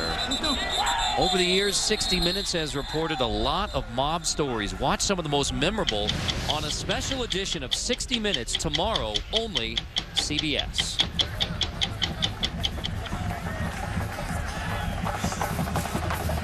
Miami, the touchdown to get it started, and they have not scored since that opening drive. Yeah, the second one's a tough one. You know, that we've talked about it a few times, but keep plugging away. You know, the fourth down thing is a double-edged sword. I mean, look where the ball is now for Washington State. A lot of good things, but a lot of bad things can happen. Kaya downfield, incomplete, intended for Njoku, the versatile tight end. I think it's Jeremiah Allison is the guy that actually puts the last bit of defense that forced that throw just a little bit higher on the wing, and it was Allison. He's that linebacker that drops in the middle of that zone, and he has to get depth to protect the middle of the field with the two deep safeties. So 3rd and 9, and don't you have a feeling for Miami? You saw that drive chart. They need to get something going again offensively after the solid start. Yeah, and especially, you know, it's a third quarter. They're going against the wind. They're going to get the wind in the fourth quarter. I don't think Washington State is aligned properly here. Kaya, check down, well short of the first down. So over the middle completes, and a big pop taken by Herb Waters. Luvu, the linebacker, and McClellan, the end, both hit Waters. Very slow getting up. Ivan McClellan, number 3. And Frankie Luvu, number 4. Another one of those drop-down throws by Brad Kaya. He's, you know, 3rd and long, and doubled up on the play. He catches it, does Waters, and he takes it from Luvu. The last hit was the one I think that did him in there. Waters, the senior from Homestead, Florida. 3rd leading receiver for Miami. So as the training staff tends to Herb Waters after this hit from Luvu and McClellan, we step aside. 20-7, Cougars on the Canes. Waters steps up. Here in a 20-7 game. Let's go back to the targeting call earlier. Yeah, we're going to go back here to show you because the last play was very close. Here's the targeting call and the ejection early in the game. Now, that's called a hit to the head to a defenseless player. Now, here's kind of the learning for if you're a Miami guy, you say, what's the difference, fan? Helmet to helmet, but the ball carrier is not considered defenseless, so it would have had to have been the crown of the helmet to get the targeting call, not just helmet to helmet. So Rayshon Jenkins was ejected. That was right at the end of the first half. So he sits the rest of the game for Miami. Already shorthanded on defense. Punt down inside the 10 as Justin Vogel's comeback continues. We want to thank Ron Hudson, our observer from the Big Ten, who's in the booth that helped us with that explanation. People who follow me regularly know I could have never done that by myself. For more on Herb Waters, who took that last hit, let's check in with Allie. Thanks, Carter. Waters is dealing with a jaw injury. He was feeling around the right side of his jaw, which seemed to be a little bit tender. The athletic training staff was having him bite down just to see how much pain he's in. We're still unsure if he'll return to this game, but they're still working on it. I'll let you know as soon as I know. Thanks, Allie. Thanks, Allie. When we talk about the depth for Miami, remember the NCAA sanctions and scholarship reductions from a few years ago, so the roster both sides shorter than most teams. Morrow straight ahead, big hole for Jamal Morrow, rolling across the 35 for the Cougs. Finally, Burns makes a stop. Yeah, just highlights that stat again. You know, for the Mike Leach offense, you don't need, in his style, a lot of them. Real nice. Danny Isidora, number 63, coming around and getting that key block excuse me, that's my fault on that one. Coming around the corner on that one, it was Eklund, number 63 for Washington State, coming around and getting a nice block on the play. But you don't need a lot, but just enough. Washington State out rushing Miami. And the plays are starting to go towards, we expected about 80 plays from Washington State, and that's about where they're on track right now. Block 1st and 10, delivers to Marks again, who takes a solid pop near the 50. Dion Bush hits Marks. Yeah, Marks is such a veteran. He knows exactly when he's going to get hit and how he's going to get hit.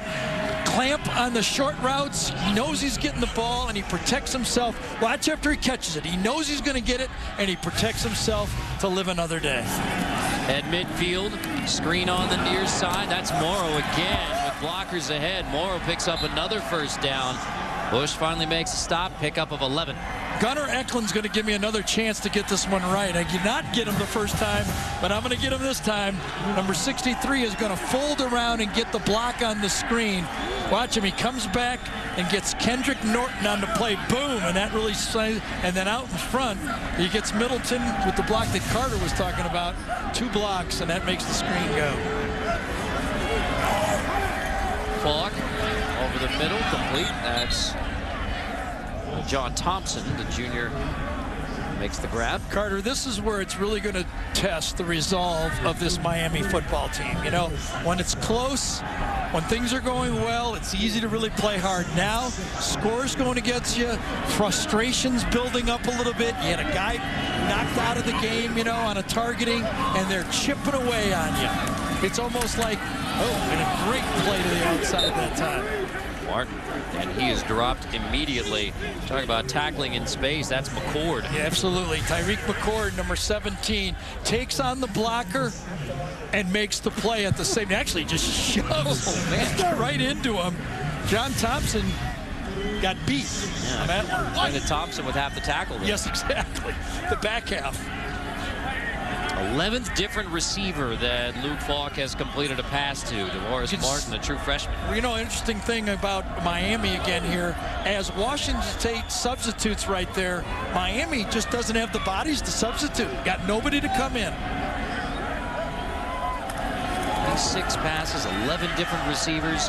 Wheel route, incomplete. It was intended for Morrow, and there's Jermaine Grace, the junior linebacker, in coverage. Well, that time the Miami coordinator D'Onofrio called more of a blitz man-to-man coverage and just challenged his team, and everybody manned up and forced a tough throw. But here we go. 4th down, Washington State 1 for 2 so far today. This will be the 39th time that Mike Leach calls the plays for Washington State. He's gone for it on 4th down. It looks like they're going to match up again and force man coverage again.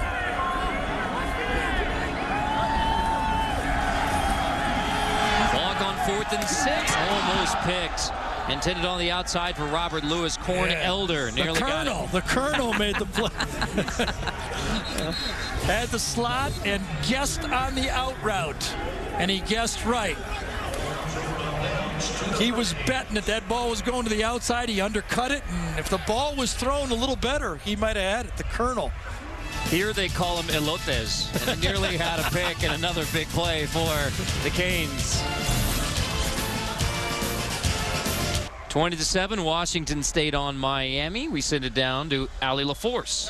Thank you, Carter. There's no doubt that both of these teams made the most out of their visit to El Paso with all the enthusiasm in the world. Both teams arrived here in El Paso on Monday, and then on Wednesday, the teams got to tour Fort Bliss. They wanted to show their appreciation for the military, and the players said the best part was they got to ride the tanks. They got to drive them themselves. Also Thursday, both teams visited hospitals. Miami visited the Hospital of Providence Children's Hospital, and Demetrius Jackson took his $200 per diem and he used it to buy toys for these kids. Washington State visited the Children's Hospital of El Paso as well, and they both had an awesome time here in this city. Allie, that's a great note. It really is. That's one of the awesome things you'll hear all bowl season. Reverse. Yes, on the reverse. This is Coley. The blocker on the edge. There is a flag down as Coley rolls across the 35. Coley takes it inside the 15, stepped out of bounds, but there's a flag all the way back behind the line of scrimmage. I guess it was a block from behind. I'm not sure, but it Personal was foul. Legal block. Below the waist. Offense. Number 73. 15-yard penalty. Replay first down. Yeah. You're allowed to block below the waist at the line of scrimmage, but on a peel block, you just can't do it. Right there to the right side, and it is on Bio. He peels back, and then he throws low. Bio taps him on the head and going, I get it, you had to try it. And that is another penalty that takes, that's way more than the penalty yardage. That's exactly right. I mean, it wipes out a 49-yard play. So, I mean, officially now it's 8 penalties against Miami, 88 yards. But that's not only, the yardage, but the way Miami has literally turned the corner offensively. Well, 35, that's a 65-yard difference in field position on that play. I don't know if you need to make that block, but when you're on the field, you don't know that. I mean, your perspective down there is, that's my man, and I got to make my block, and that's the way it goes sometimes. Just got to make it up higher. Play action. Kaya on 1st and 25. Nice grab, ball loose. Scott again. He's having trouble. It's Scott who had the bobble in the end zone that went from a touchdown to an interception. I hope, and after this game, Rashawn Scott doesn't hear me say the weather's not that bad, because he may beg to differ. He's had a tough time handling the weather here today. I don't know if it's his gloves or his concentration, but the senior has not had his best day. So a couple of drops and the fumble there. Credit Pippins for the strip, but Scott gets back on top. Still picks up 10 yards. There it is. Kaya complete. Oh, no. No, Scott. I mean, he had him on the skinny post. It's a beautiful, just a little bit of a technique on a card, a little bit of a square in on this one. Nice delay to the outside, square in, very similar to the one that Gabe caught earlier for Washington State. And boy, you just got to make that play. Kaya puts it up there right where Michael Irvin would have ate it up, right? I think even the Cougar fans were rooting for Scott to hold that one in. I mean, good point. The day's gone so poorly for that 5th-year senior.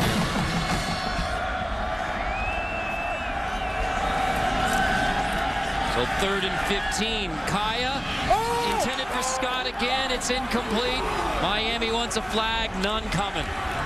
Well, he sure didn't play the football on that one. Ball hangs just a bit.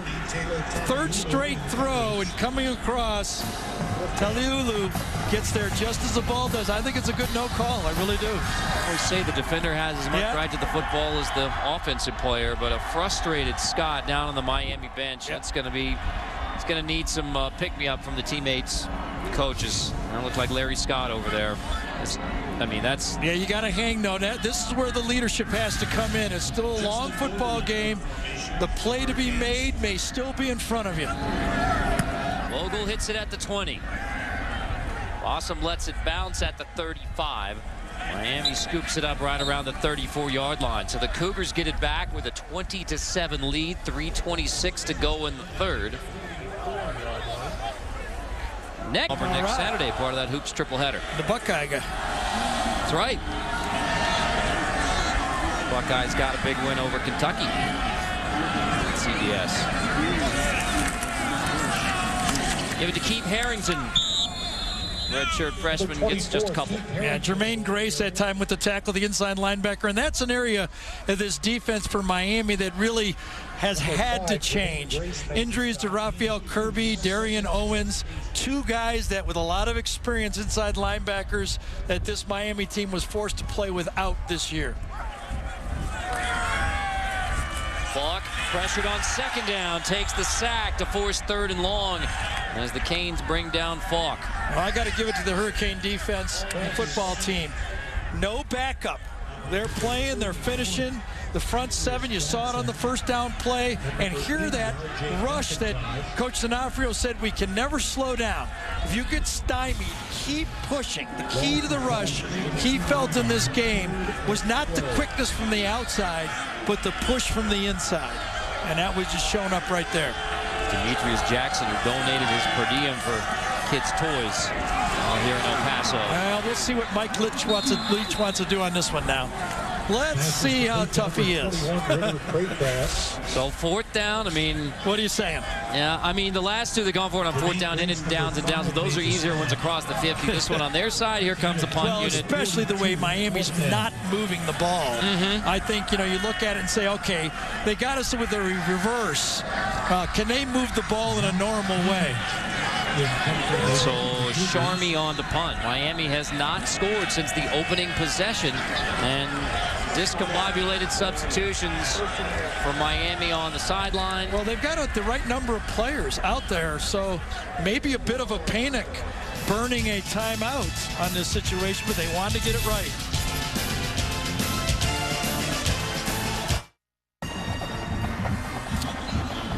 Carter, another good job by the officiating crew out there. Because Washington State sent their punt team in late, they were allowing Miami to substitute. There was no way Washington State could quick snap it. It's just Miami could not get the right look out there in time. They took a timeout. So rather than another penalty, which would have been the 9th on the Hurricanes, use the timeout. Went after him. Charmy gets it away, the true freshman punter.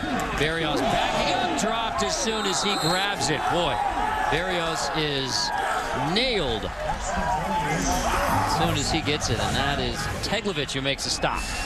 Well, they went for the punt block, so Berrios knew that he had no blocking. I'm surprised. A fair catch is a much smarter play in that situation. Even if you catch it and you juke, you're not going to juke out 7 of them.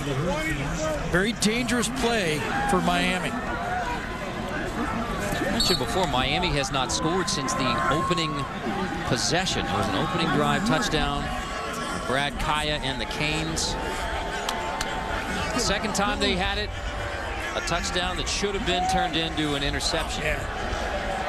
Our guy is back out there. Play action. Kaya pressure sack back at the 10. Guess who? Bayou. I'm drafting that guy. I don't know when I'm going to draft him. I know this guy is going to be an impact player on the next level. You turn out, I didn't know anything about their defense.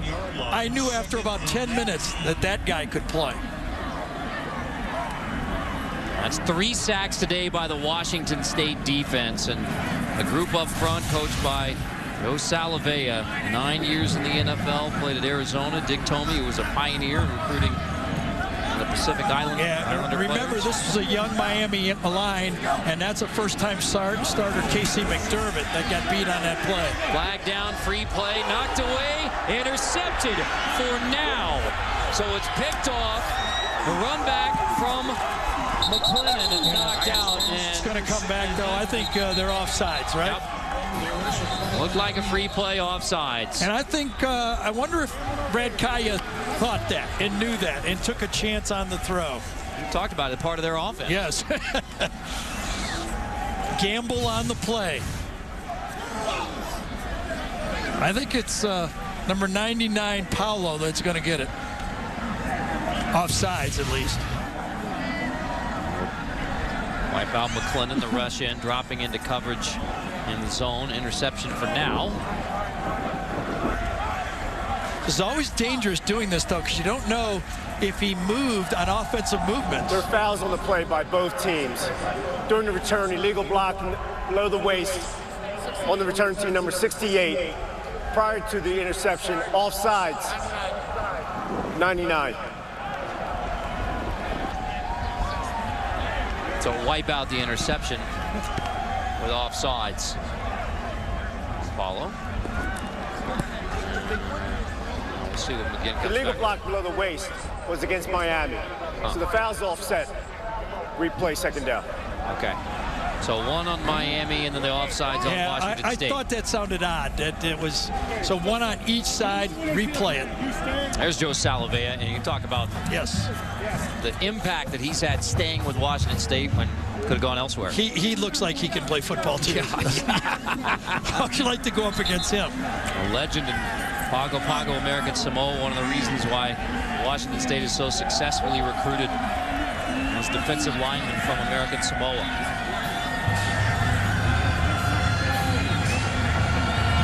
As the snow begins to fall again, we got a brief respite.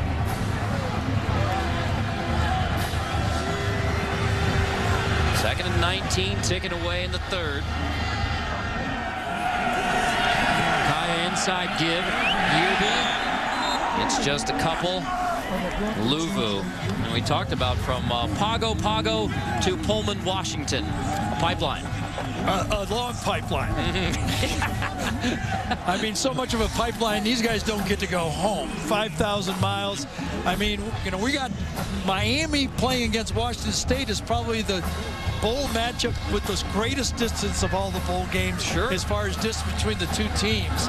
And then they come all the way down here to El Paso, and on top of that, the players for Washington State are coming from halfway across the ocean. Kaya incomplete. It was intended for Scott again. Kaya took a pop, and he is slow getting up. It's Palacio who delivers the shot to Brad Kaya on the final play of the third quarter. Yeah, nothing really. Oh, and it might have been tipped on the play. Not that can't call that one a drop, but as he let it go, he's going to get hit by Palacio just at the let it go again. He's taking a beating now as this game has gone on and on. End of the third quarter, 20-7, Washington State on Miami. We'll return to El Paso right after this message and a word from your local station.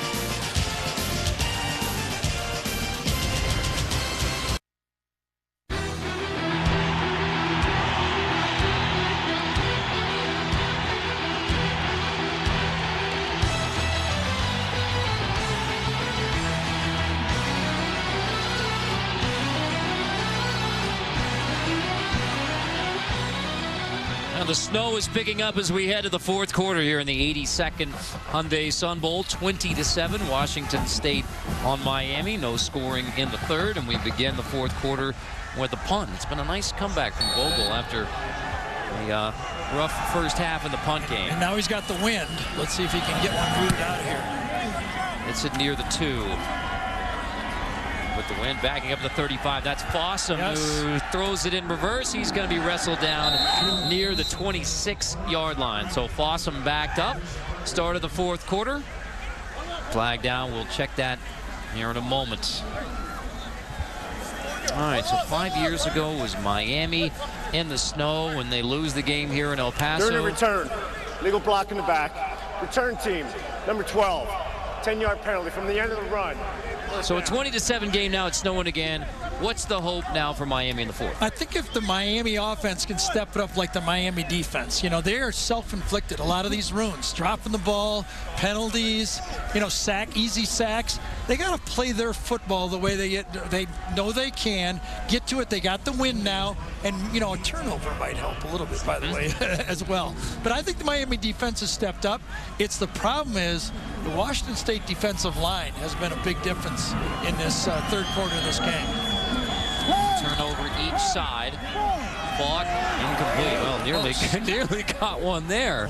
So remember at halftime when we talked about the weather and, you know, who was really getting a kick out of this, and we said Vern, but also Nancy. Yes. I think enjoying the fact that, Christmas break.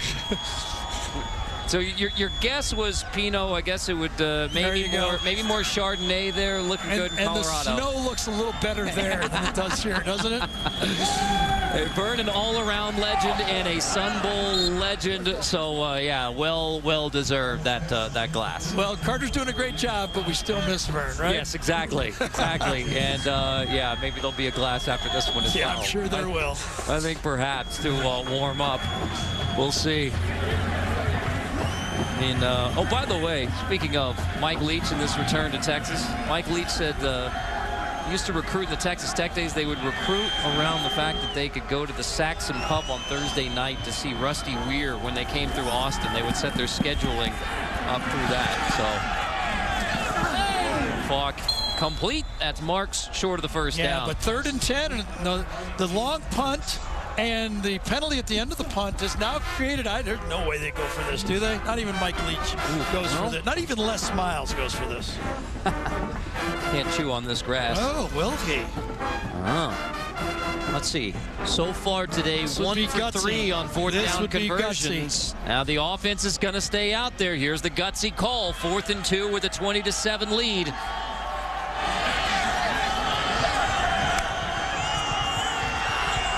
So Falk into heavy snow now. Looking into the win on 4th and 2. And now going to try and draw him off. 3 seconds to, and Miami does not jump. They didn't jump because they couldn't see him. There's too much snow out there. What are they going to do? I don't know. We'll see what Washington State does on 4th down after the timeout. For our Geico game recap. Fast start for both offenses. Falk was perfect on the first drive. Hit Jamal Morrill for a 31-yard touchdown reception to get it started for the Cougars. But Brad Kaya and the Canes had an answer on their first possession. Coley with a 4-yard grab. That's the last time Miami has scored in the game. Powell, 30-yard field goal to give Washington State a 10-7 lead at that point. And then Falk's second touchdown. This one goes to Gabe Marks from 25. Washington State gets another field goal just before the half from Eric Powell, 20-7. A scoreless third quarter, and now in the fourth with the snow. I mean, this is bordering on blizzard now. Yeah. And remember, Miami came close last time to blocking it. Let's see if they do it again or they go return. They go return. Out of the timeout, Sharmy hits it at the 15. Barrios backs up, makes the fair catch at the 35. And in the snow, here's Allie LaForce.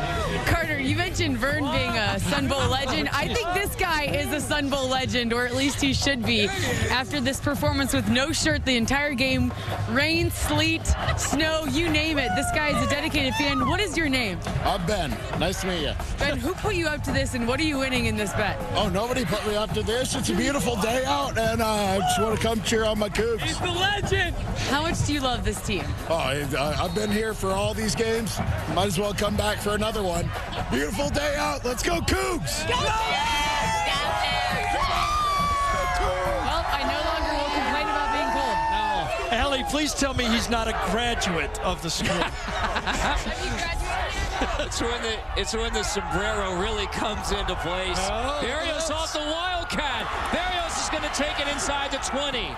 Stiff arm, rolls inside the 10. So a Wildcat look from Miami, and Barrios breaks it for 60.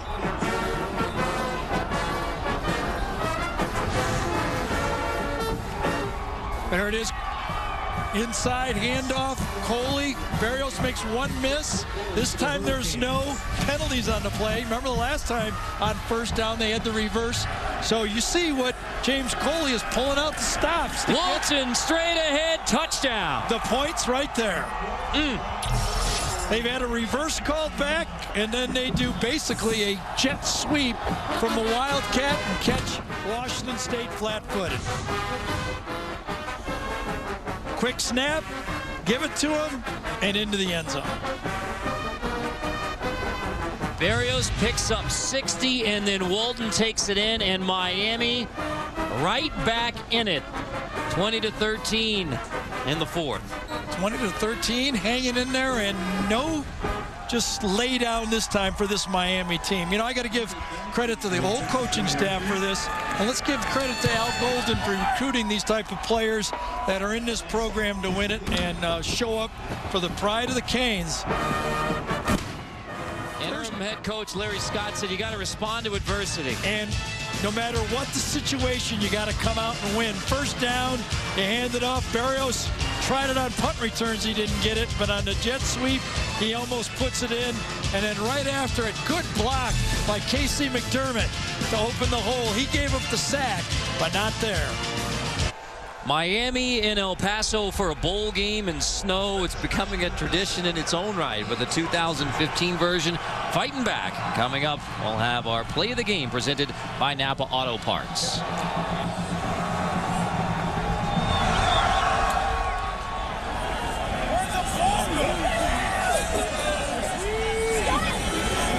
7 in West Virginia and Oklahoma State. I mean, this was, Gary, you talked about that game 5 years ago about how the snow kind of let up after it was thick before the game. This is going the other way. This is a little different.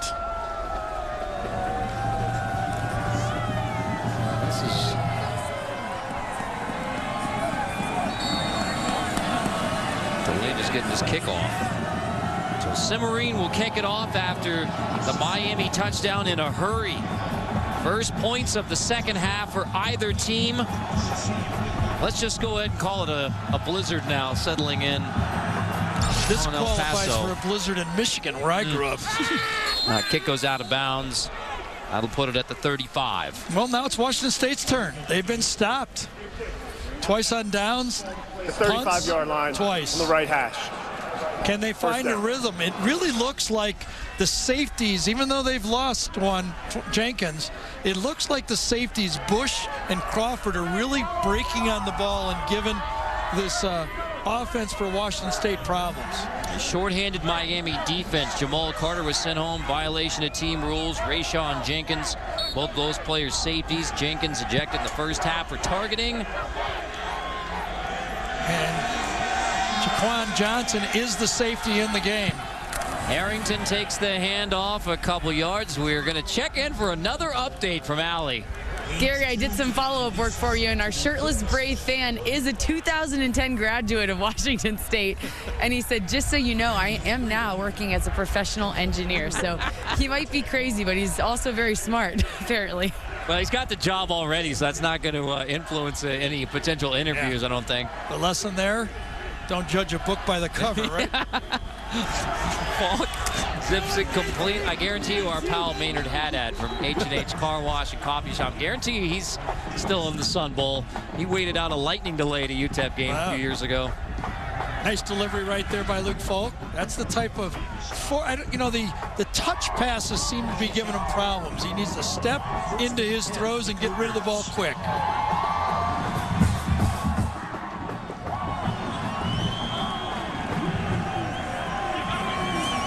Falk, the sophomore from Logan, Utah, the former walk-on. Quarterbacking the Cougars. Watch out. Feels the pressure, leaves it incomplete, intended for Morrow. Oh, these highlight packages look like they're from different games. But trust us, this was earlier in the game. No snow, and Falk got off with a quick start. Had that ball humming. Second half, made a good throw, but that's been about it. One down the sideline, and everything else, the Miami defenders have been playing zone, facing the quarterback, and breaking on the throw. Very effective defense. Trust us, it was sunny and lovely and warm the last couple of days in El Paso. This weather rolled in right before kickoff, and it is snowing its heaviest now as Morrow takes that handoff to the 50. This is that system coming in from the west. We were hoping it would hold off until the end of this game, and that has not happened.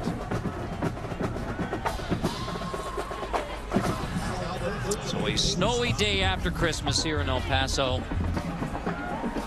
Boy, you talk about gut check time.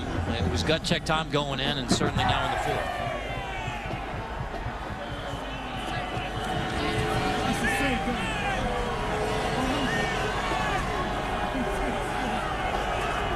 Falk and the Cougars facing 3rd and 5. Washington State has not scored in the second half.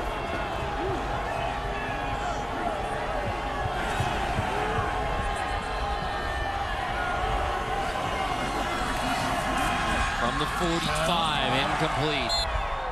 Remember, Carter, we talked early in the game about the key for Miami. Now, the weather's helping a little bit. They were going to throw the ball roughly 50 times.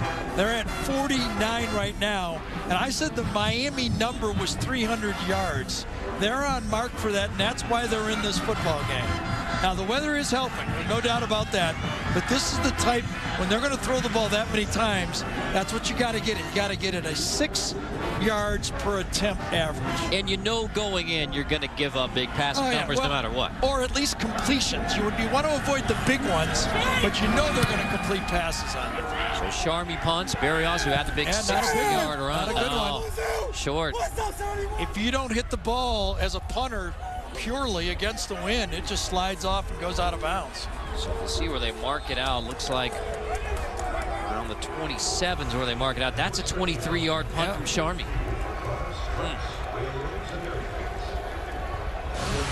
Well, the Miami did. They're not used to this, but they're having fun with it. Oh, this is why you come to a bowl game, right? She's catching snowflakes.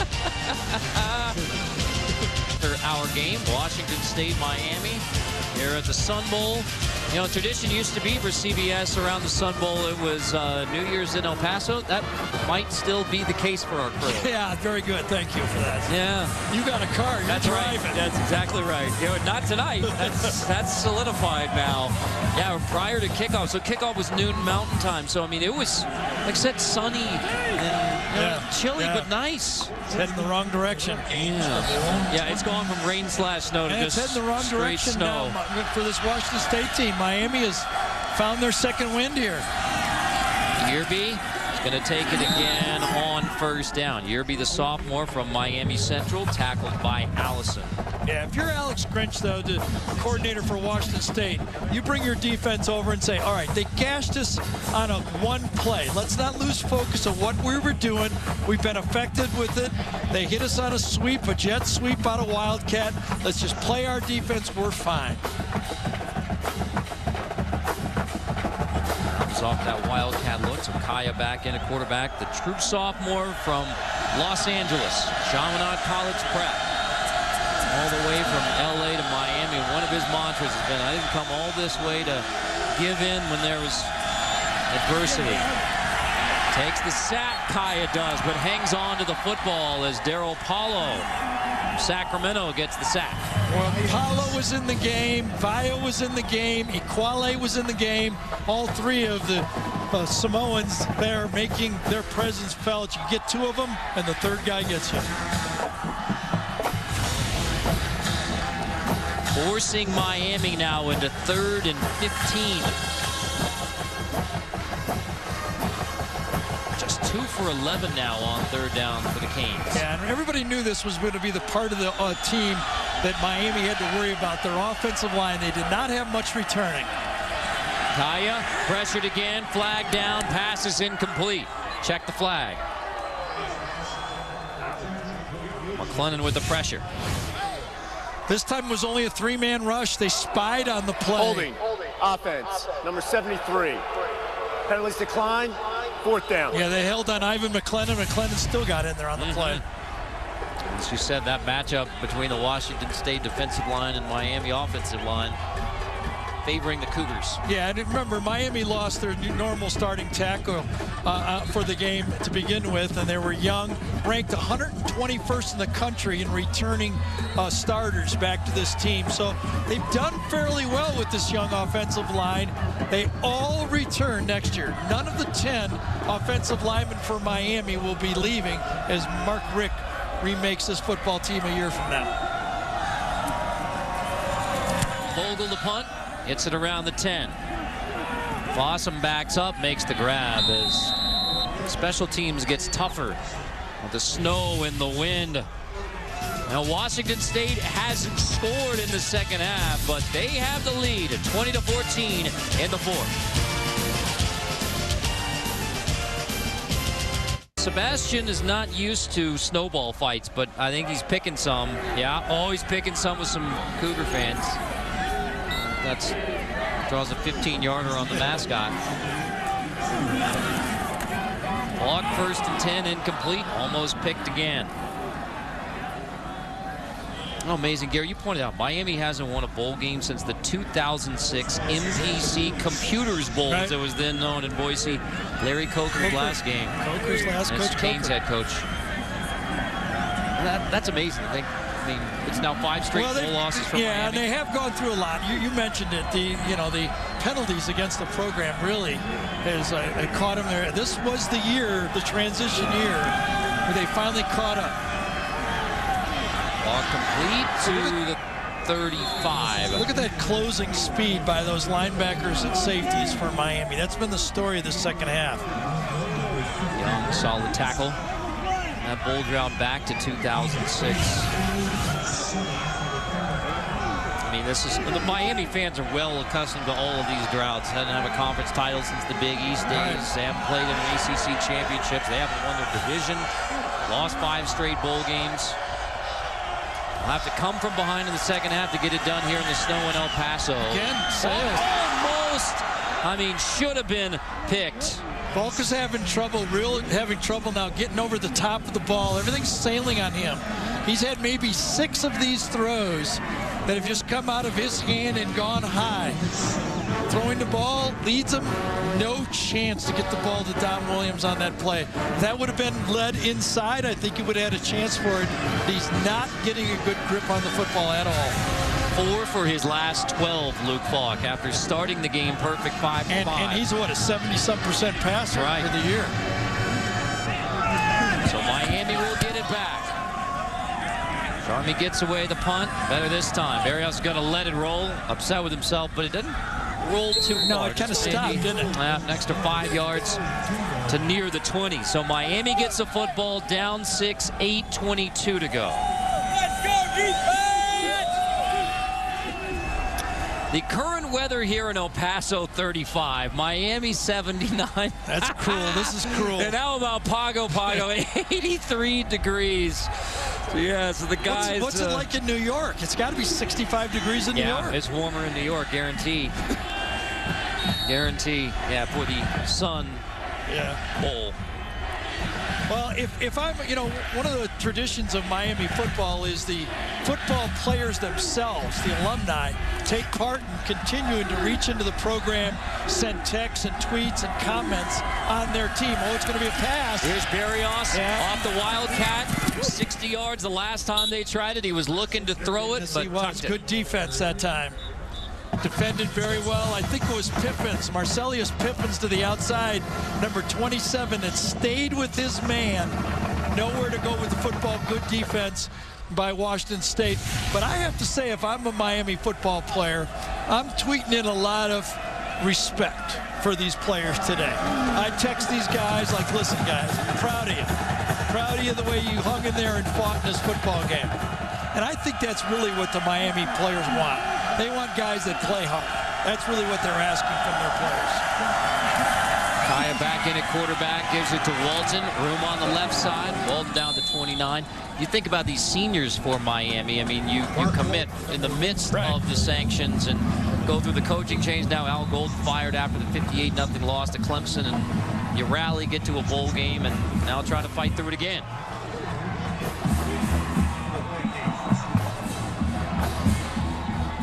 Just 2 for 12, third down conversions. This 3rd and 3 coming up for Kaya and the Canes.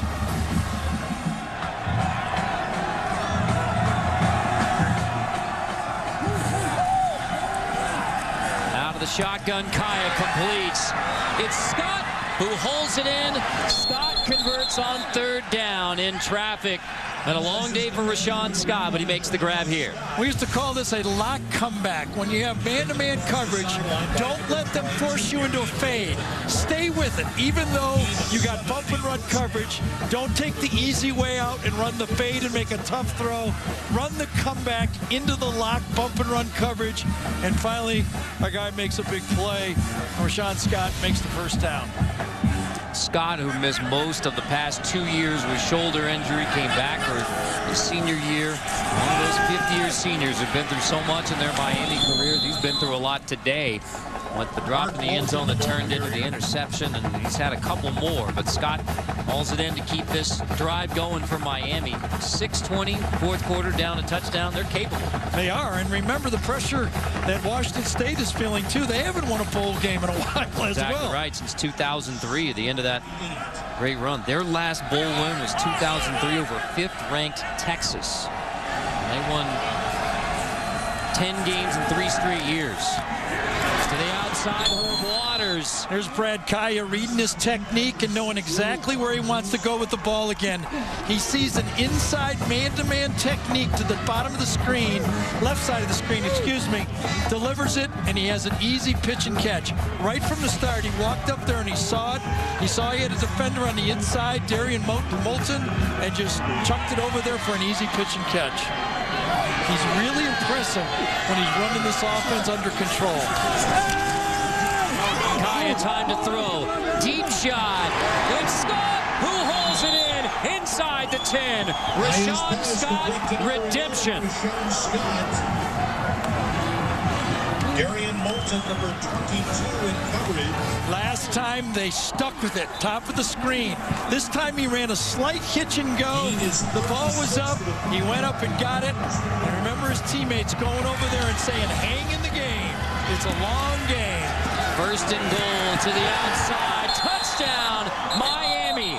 There is a flag down as Coley slides into the end zone to tie it for now.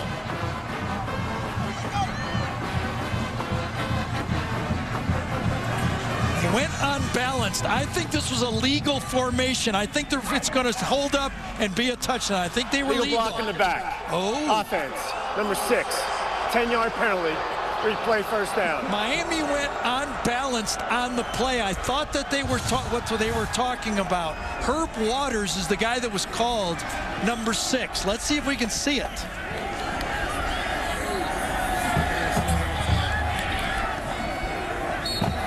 Now, right at the end, the shove right at the end. Extended hand on the play, and that was the call. Really didn't even need to do it. It's already a touchdown. Left side, just at the end. Yes, good call, and that's the correct call. Wipe out the touchdown, first and goal from the 11. Kaya from the gun again. Check down inside the 10. That's Scott who takes it to the 5. Darian Moulton makes the tackle to save the touchdown. Njoku, number 86, gave the little rub down near the goal line that time that really freed it up. Prior to second and goal. Officials timeout for an injured player. Watching Njoku right here really create the rub right off the umpire and allows the crosser to come underneath it, forces the defender to go wide enough to make a positive play. Great lesson as we look as the player for Washington State, actually Moulton, who's been actually the guy that's been picked on most of this drive right here going off. But a great lesson for all of us. You know, you struggle early in a game. Actually a great lesson for coaches too. You don't give up on a guy. You let him have a chance. He's one of your players. He got you here. Let him finish the game. We talked about Scott and the injuries last couple of years. Kai has been perfect on the drive, but he's a guy who had to fight to get back on the field after those shoulder injuries. Yep. A fifth-year senior and embodying the heart of this Miami team through the adversity. Well, James Coley, the offensive coordinator, when we visited with him yesterday, Carter, did predict that we were going to lean on Rashawn Scott a lot in this football game. Get a lot of man-to-man coverage to the weak side of the formation, and we expected him to win. Second and goal. Walton pushing, didn't get much. Third and goal from just inside the 5. Ball out? Now Washington State thinks that they have it, and they do. Cougar football inside the 5.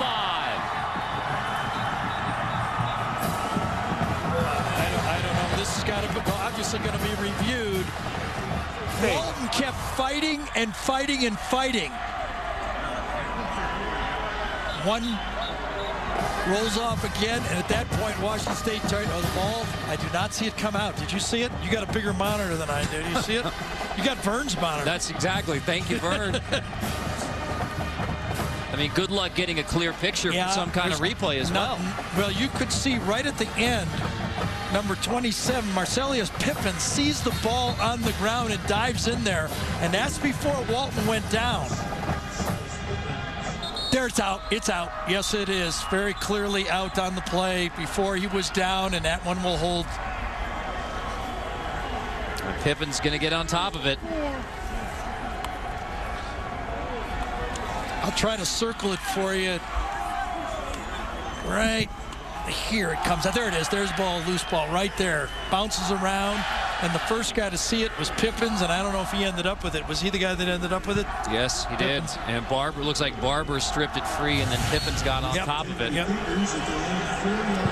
So 4:30, Cougars take over inside their own 5. It's Morrow. It's a couple. And remember, 2 big penalties led to a field goal at the end of the half, and a penalty overturned a touchdown right there. Holding offense, number 61. Half the distance to the goal, replay first down. Miami was in the end zone, wiped out because of the penalty, and then they give it right back to the Cougars. 9 penalties for almost 100 yards. And the last one was the one where they probably have the lead in this football game, tying it up with a chance for an extra point to go for the lead.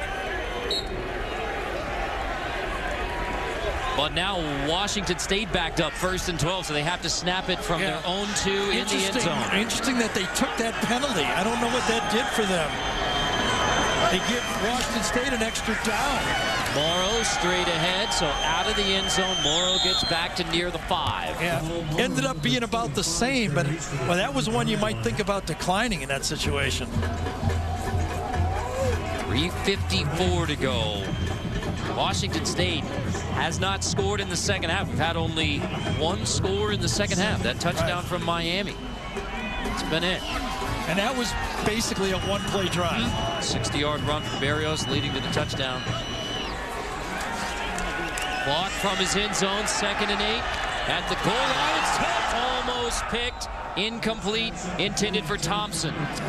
Was it Deion Bush this time that guessed again? He is really good at this. He sits back in his safety position and almost plays a robber. He feels it, crosses, cuts in front, and I thought he had that one that time. I think he did too. I think, and if it wouldn't have been a collection by Thompson, that might have been what saved the interception. Thompson slow getting up, 3rd and 8 for the Cougars. Coming up.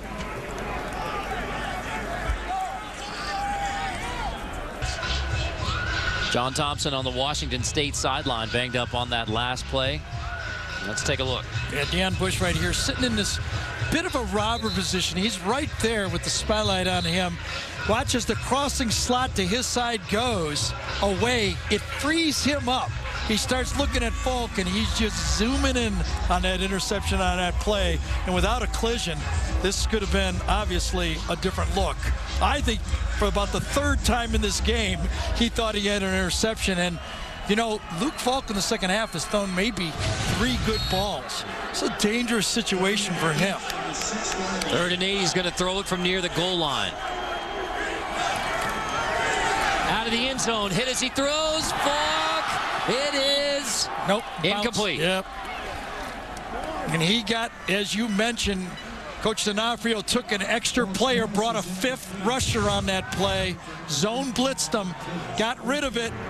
It was a good thing it was high because Deion Bush again was there for an interception. If it would have been a perfect throw on the line, he would have picked that one off. Falk 1 for his last 7. So a 3 and out. Washington State gets the takeaway inside the Miami 5 after the Canes touchdown was called back. But a 3 and out, and now a dangerous spot for Zach Charmy, punting out of the back of his own end zone. They're going to come after this one, I'll tell you. Nope. They stay with it. Charmy gets it away. Berrios backing up, grabs it at the 49. Berrios with the seam, takes it across the 35, inside the 30. And with 3:13, Miami down by 6. They have it inside the Cougar 30-yard line. It's never cold when you have a chance to win a football game.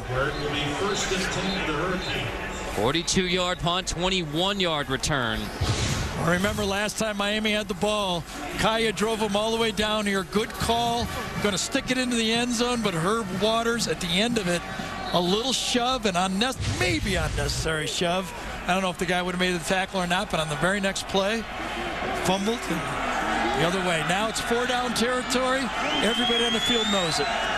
Miami looking for their first bowl win since 2006, so they pull out the trick, and it does not work out. Picked off the pass from Yerby. Luani has it, and Shalom Luani gets a block on the outside, rolling across the 50. So the trick play toss from Yerby ends up in an interception. There are flags down. Well, the weather really caused this one. James Coley went with his 3rd trick play in a row on 1st down. Halfback pass. Yerby has it slip out of his hand, and Shalom Loani, the guy who clinched the game against Oregon with an interception, may have clinched the Sun Bowl for Washington State. Going to have another block. It looks like it's going to come back away. During the return of the interception, little block in the back on the return team, number 92. 10-yard penalty from the spot of the foul. First down. Well, that's a big penalty. With this kind of weather into the wind, it gives the Miami defense hope that with another stop, Kaya can get the football back. Rouhani, the Samoan soccer player, comes up with the interception. This one was an easy one, though. I thought he had him. The play was set up, but it slipped right out of his hand. And for Yerby, sophomore, who went over 1,000 rushing yards in this game, just the 10th time that has happened for a Miami back, but it does not end well. Listen, when he tries to throw it. I can't blame anyone. You know, I mean, James Coley has called a lot of good plays for big plays, but on the last drive, Brad Kaya was in complete control of the offense, and he let his halfback throw instead of his quarterback. In 3 years since Washington State has been shut out in the second half. Oh, and that's a tough timeout for Miami. Timeout, Miami. Second of the half. Oh, 30-second charge. Boy, that hurts. Timeout. That's a lack. They must only have 10 players out there. 20-14, Washington State looking for their first bowl win since 2003. 2:58 to go here in snowy El Paso. Timeout Miami, a defensive timeout, and you see defensive coordinator Mark D'Onofrio upset. Let's take a look. It was Deion Bush who called the timeout right here. Now, in our count, we thought he had 11 on the field. Deion Bush did not feel that way. And after he calls the timeout, he's confused. I thought they had the 11. There were only 9 in the picture, but I think we were missing the look of the other safety and the cornerback. They're aligned exactly the way they are now. Only one timeout left for Miami. Morrow takes it across the 15 through the Canes for a first down to the 20. Well, this will be tough for Miami. Luke Folk is struggling throwing the football in this weather. The worst rushing team in all of college football. Can they get a couple of first downs here to put the ball game away? Because that defensive timeout, only one chance to stop the clock for the Canes.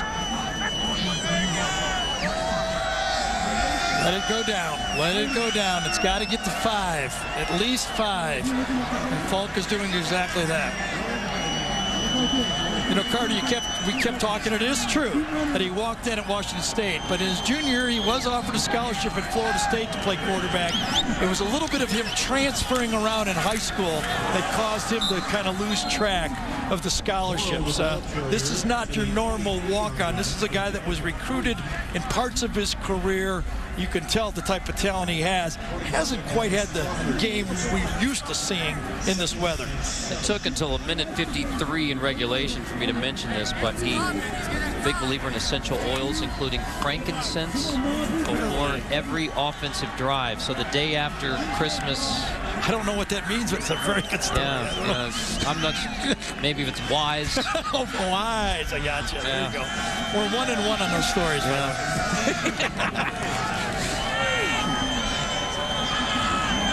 Falk on 2nd and 7 as Washington State tries to close out. Falk holds it, slides, first down. And that should be a ball game. Both, ironically, both Miami and Washington State all year have struggled with running quarterbacks. Now, neither one of these quarterbacks are runners, but that one right there iced the football game. Washington State first winning season since 2003. The end of the 30 wins in 3 years run. Less than a minute ago, they begin to celebrate with Miami only one timeout left. Look how they take a knee. They don't even go under center to take a knee. Wow.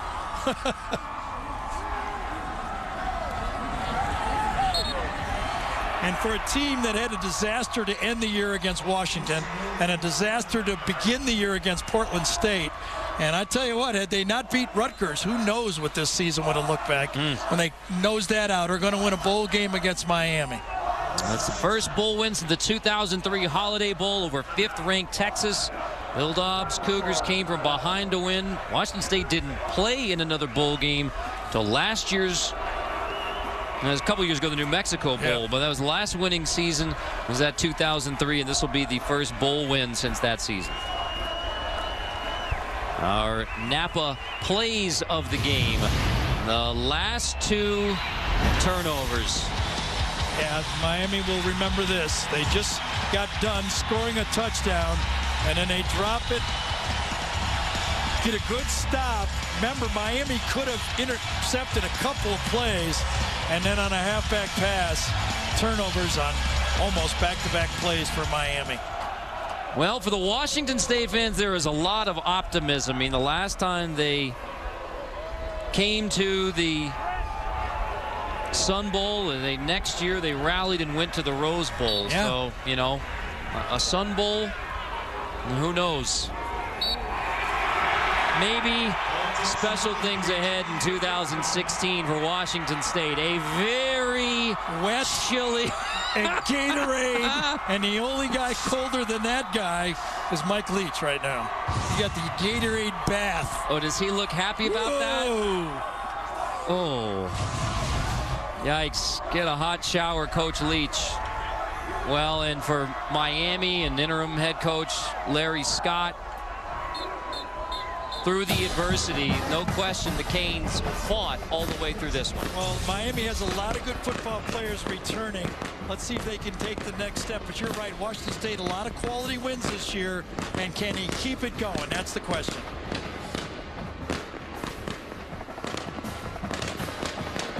So for Gary Danielson, Allie LaForce, I'm Carter Blackburn saying so long from snowy El Paso, where Washington State celebrates a Sun Bowl win 20-14 over the Miami Hurricanes. A Ram postgame show is coming up next. Washington State wins a bowl game for the first time since 2003. They do it over Miami. Through all the snow and all the adversity, we'll send you to the Ram postgame show after these messages. Miami 20-14, their first bowl win since 2003, despite not scoring in the second half. As I'm joined by Houston Nutt and Brian Jones, Mike Leach pulls it out. Yeah, he did, and Miami helped quite a bit. I mean, it was self-destruction. You had penalties a ton in the first half and throughout the ball game, but the turnovers in the fourth quarter. Joseph Yearby, you got to hold on to the rock, especially when you get close to the end zone. He doesn't do it here, and then, Coach, I don't understand this play. You've got it there close to the red zone, and you go for a little trickeration. Yearby short with the pass. The receiver was open, but I question the play call in that situation.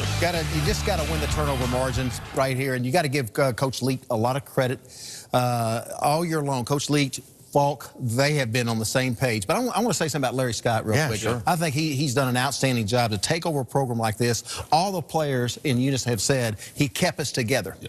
And when you keep a team together, especially when you lose your coach, it's a very difficult situation because assistants, players, everybody starts looking who's going to be my coach? Who's going to be the next coach? You could lose him easily. You could lose him. So he's done a good job and to get him to a bowl game. They had won 4 out of 5 coming in. We'll see what happens.